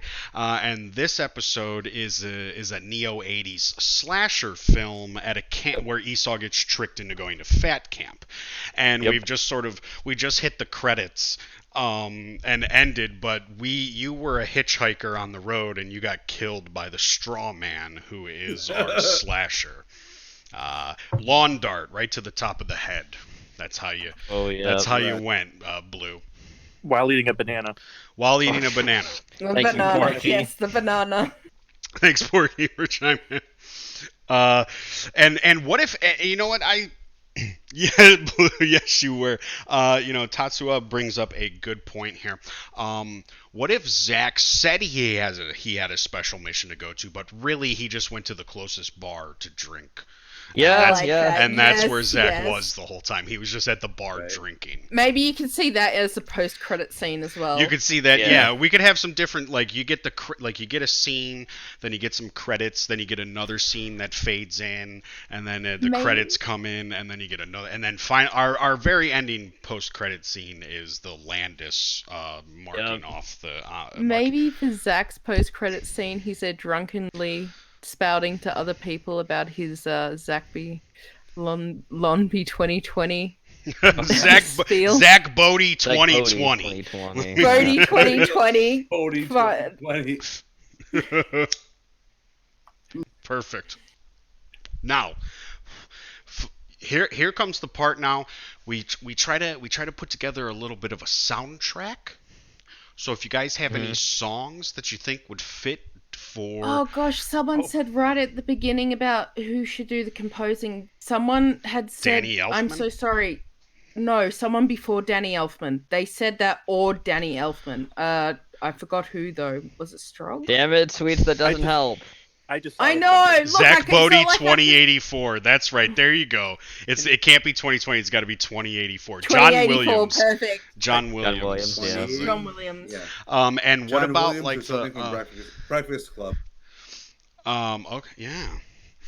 I like that Breakfast Club. Yeah. Don't One more you thing about the John forget about- Yes, Porky. What were you saying about John Landis? I thought maybe instead of just having 4 lines on there, he would have, like, you know how people have those stickers on the back of their car, like their family.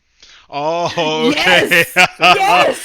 There And a would little be- heli and a little There would be ring and then stick. Yes. Any Yes. fucking day, Discord. Thank you, Discord. Yeah. Yeah, this Took a guy- while. Took a 2 while. adult stick figures and 2 child stick figures with X's through them. Oh yes, I love it. I like it.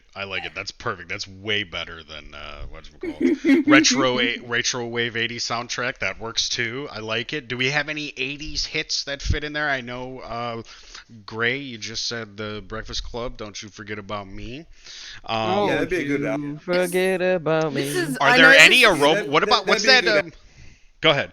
the Flashdance song? I was thinking. what I was was it? thinking that, and I was thinking the Olivia Newton-John song. That Let's where Get she- Physical? Let's get physical. Let's get physical. You can What always about- go with What about? Sorry, is it Aha's Take?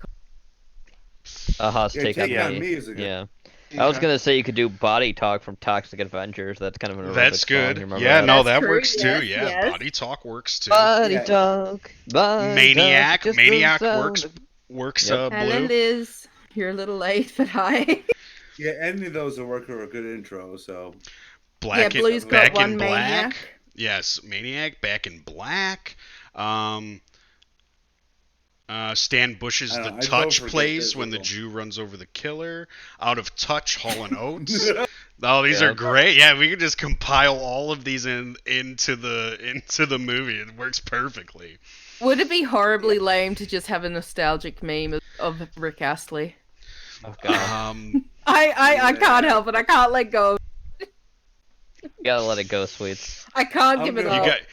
got. I was just about to say I'm you gonna gotta vote give it for up. Get- Never gonna get you down. Never gonna turn around and desert. I'm gonna go with. It works because Esau likes dessert.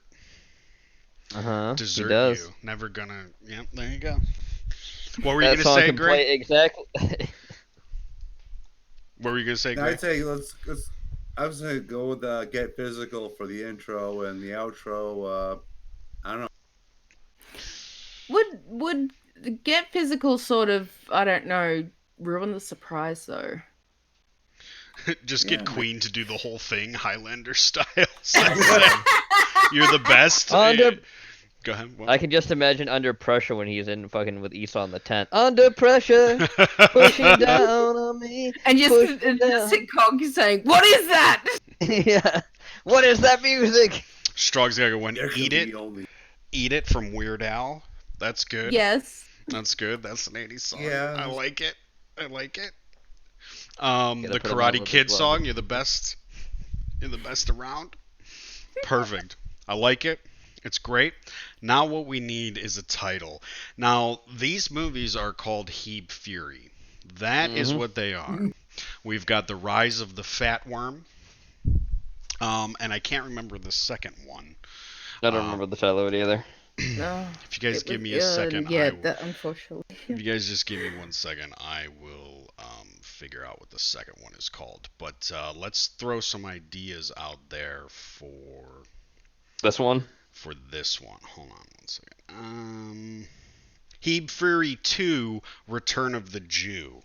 That's right. That is Yeah. the second one. It's Rise of the Fat Worm and Return of the Jew. Those are the previous two. Oh, what about what about Heeb Fury 3 Ghastly, but it's spelt without the H in it? Oh god. Oh, so like okay. G-A-S-T. We'll I was put that in gonna. the I was suggestion. just gonna be really simple with the title for this one and just call it Night of the Straw Man. Oh, that's good. Yeah. Zach has It's Heebaway not Camp. bad. Heebaway Camp, Heebaway yes. Camp? Heebaway Camp is pretty damn good. I'm sorry, but I think Heebaway Camp is my favorite one right No, now. I can't deny it's a good title. So Yeah, it is. Heebaway Camp. Okay, Zach, you win this one. Heeb Fury 3, Heebaway Camp. I like it. yep. I like it. Okay, so that is our movie. Esau, our final girl, he wins.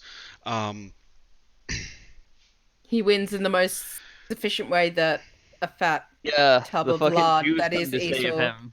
That's Yep. right. That's right. Heebaway Camp. Heebaway Camp, yeah. Oh, it's fucking great. Heebaway, and that somebody brought up the end. Was it Porky who brought up the end of a Sleepaway Camp with fucking Esau instead?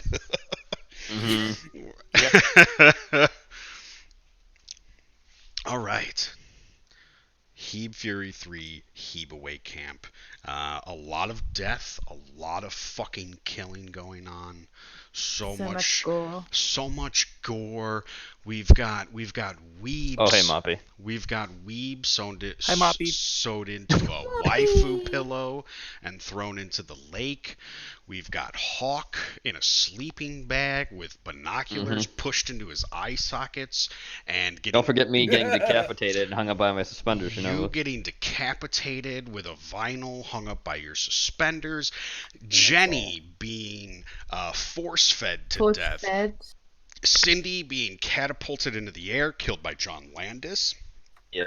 We have Cog. I get nicely scalped by a mixer and then skinned alive, roasted and boiled at the same time with all my body. That's Yeah. I am genuine gonna die in a slasher film. I'm genuinely satisfied. Yes, we have Cog being killed through exhaust. Yeah, exhaust.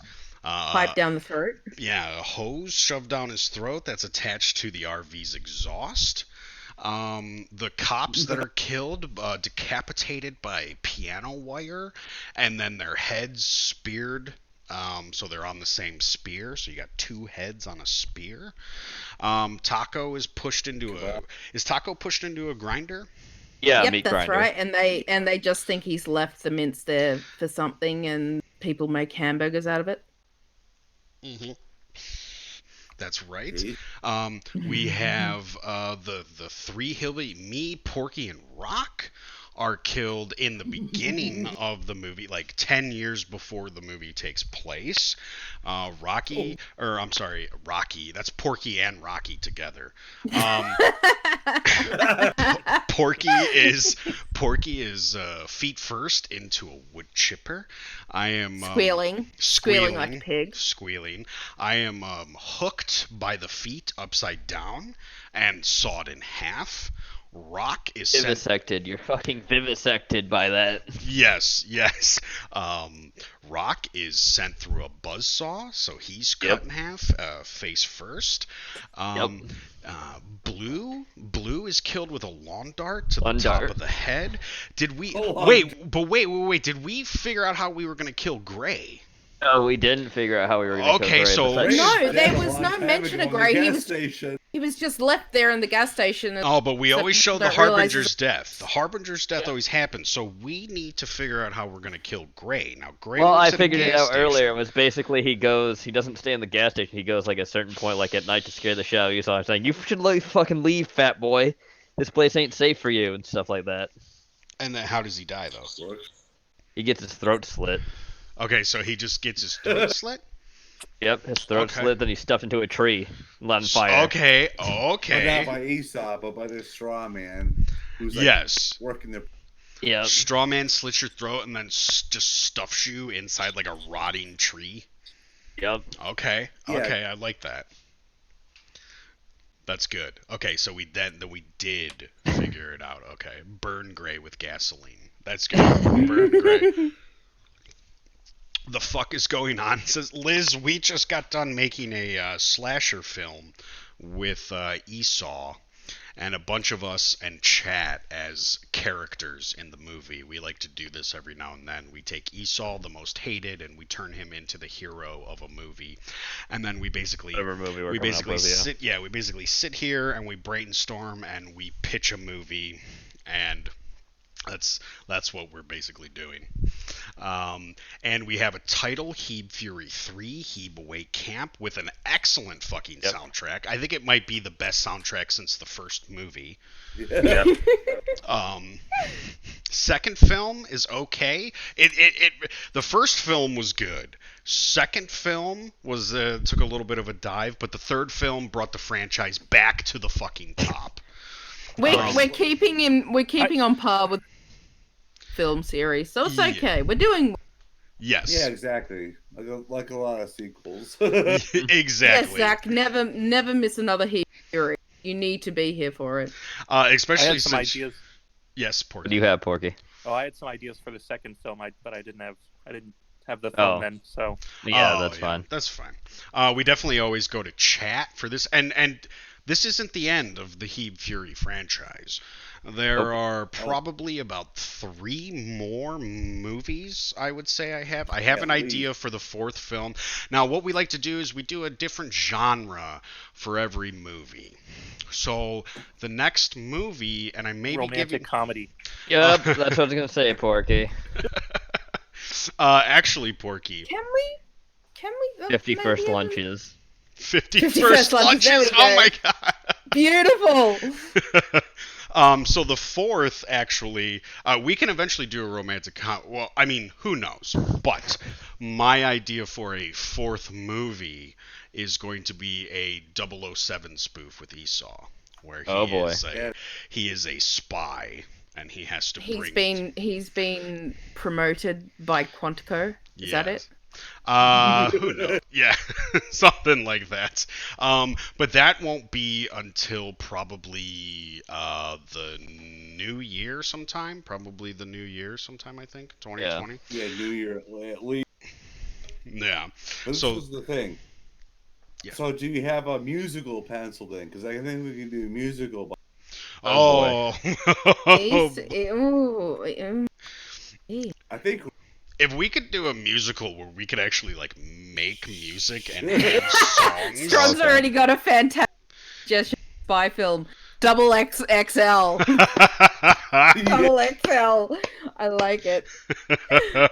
That's I think it's good. plenty of genres to go. Oh god. There are definitely a lot of I think genres. Double XL, a Hebrew to kill. A Hebrew to kill Hebrew to is kill, really oh. good. Cog and Esau in Brokeback Mountain. Oh god. Oh, that that's- could be the no, romantic that's comedy. the comedy. Yeah. The feel-good movie of the 51st lunches. season. Oh, Extremely feel. that's good. And I mean, Extreme feels. by time we get around, we will definitely do.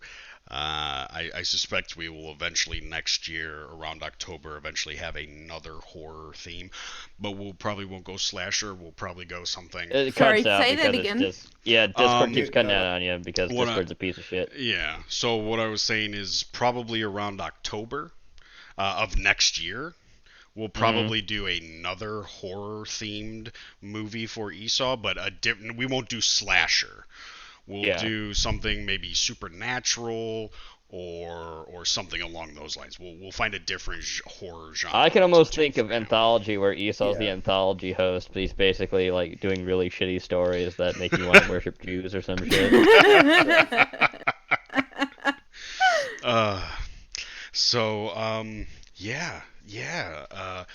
Definitely a great paranormal romance. Brokeback Mountain, Jews equals Brokebank Mountain.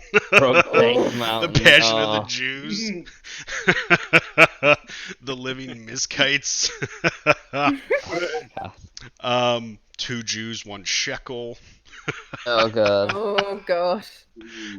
Gothic horror set in a haunted house. That's not bad, Rock. That's not bad. That works. I like that it. works well. I like it. So Or what do you a guys zombie think? A zombie movie would be good. Something along the lines of The Ring, except it's like, what is it? The greatest story never told. You die within X amount of time. Something weird shit like Hostel. I mean, we could definitely.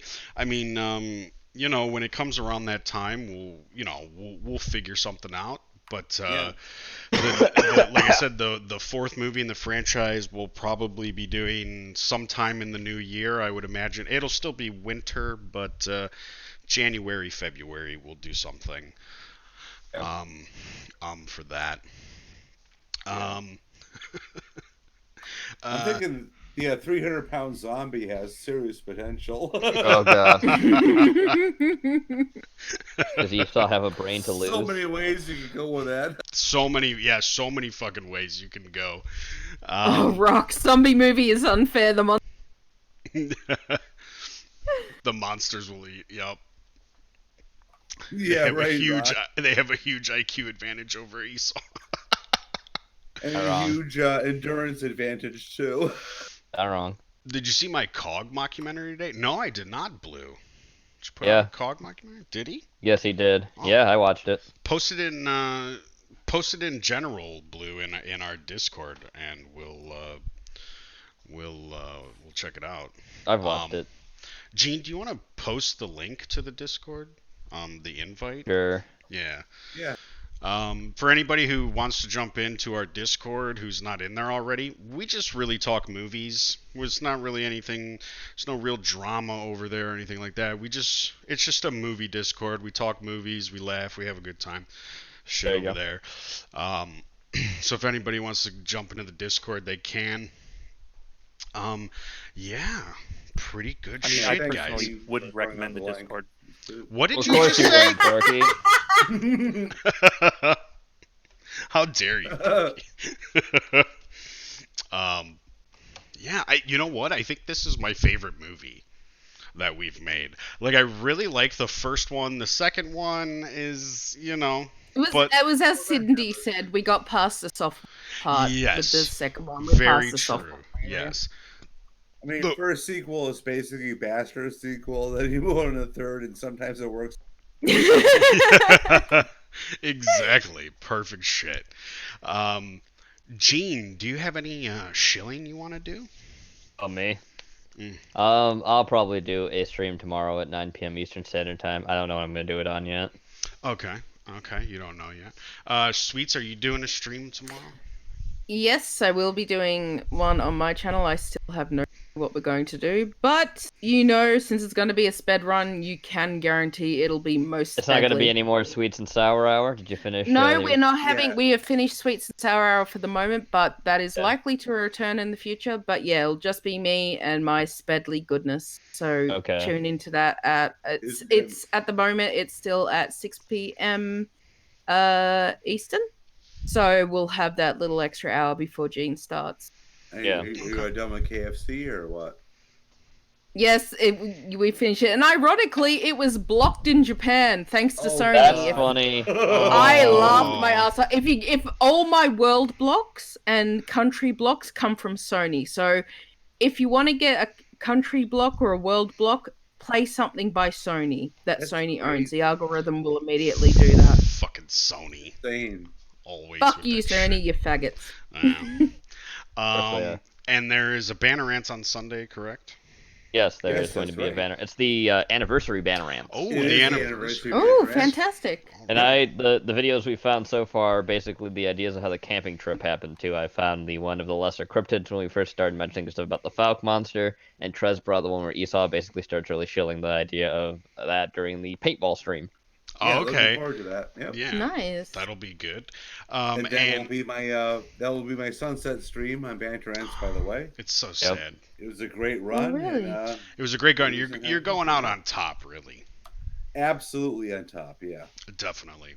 Good shit. And Gene and I will be back on Monday. Gene, what are we talking? Don Coscarelli. Don Coscarelli. That's what we're talking Phantasm about. series. Phantasm. Also, did Don dies at the end as well. John dies at the end. He did Bubba Hotep. Yep, he did Bubba Hotep as Really? well. Yeah. Oh, Don nice. Coscarelli did that movie. We've talked Bubba Hotep before. Yeah, when we were That talking came about up in Bruce Bruce stuff. Campbell. Yeah. Yes. Wait, we needed to find clips for that, says Zach.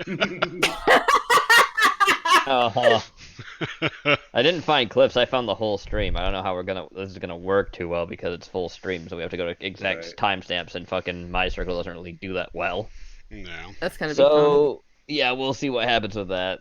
We'll see if Call might have something else planned or whatever. I don't know. Okay. All right. I'm actually really excited to talk about John Dies at the End on Monday. Yeah, good. It's a good film. It's fucking great. I love it.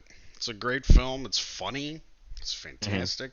Too bad the guy who actually wrote the film's a Oh, big yeah. stupid SJW though. Dan David Brown. He's one of them faggots from Cracked. Yeah, he is. Yeah. Oh, Jesus. There's another cracked faggot that does like some phony ass news show on YouTube Oh, now. God. He was just Oh, talking God. about how there's no such thing as cancel culture. Like, What the fuck? okay, you're a Wow. fucking idiot. Yeah, he's a fucking idiot. So, but that is going to do it for us tonight, folks. We hope you had a great time. And we appreciate everybody coming out. Your input. Thank all our guests for being on as well. Yeah, all the guests are great. Yeah. Great people we didn't even Absolutely. expect to show up. Taco was here. I Like think he fell Porky. asleep. Porky, it was Possibly. fantastic to have you here. So Gray. glad we finally got to hear Porky and Taco. You're a faggot. He's just sleeping, getting insulted. Right? Gray, it was And good fantastic morning. to have you on. We'll definitely have you on again. Sweets, you know you're always welcome. We've had you on a Thank lot. you very much for having me on. And I hope Oh, I see how it is. Oh, No one cares, Porky. Hey, I wasn't dissing you, Porky, for once. I was only going for Taco. Very lucky. See, I'm nice to you. But yeah, thanks everybody for coming out tonight. We appreciate it all the bants, all the input in chat. These Heeb Fury movies are always fun to do with you guys, so Yep. they're really great. Definitely. All right. Anybody else got anything to say before we close? Good night, chat. Nope. I'll see you guys tomorrow Good night, and later, chat. Sunday. Good night, chat. Good night, guys. Good night, chat. Had a great night. We'll see you on Sunday on Banner Ants and Night, guys.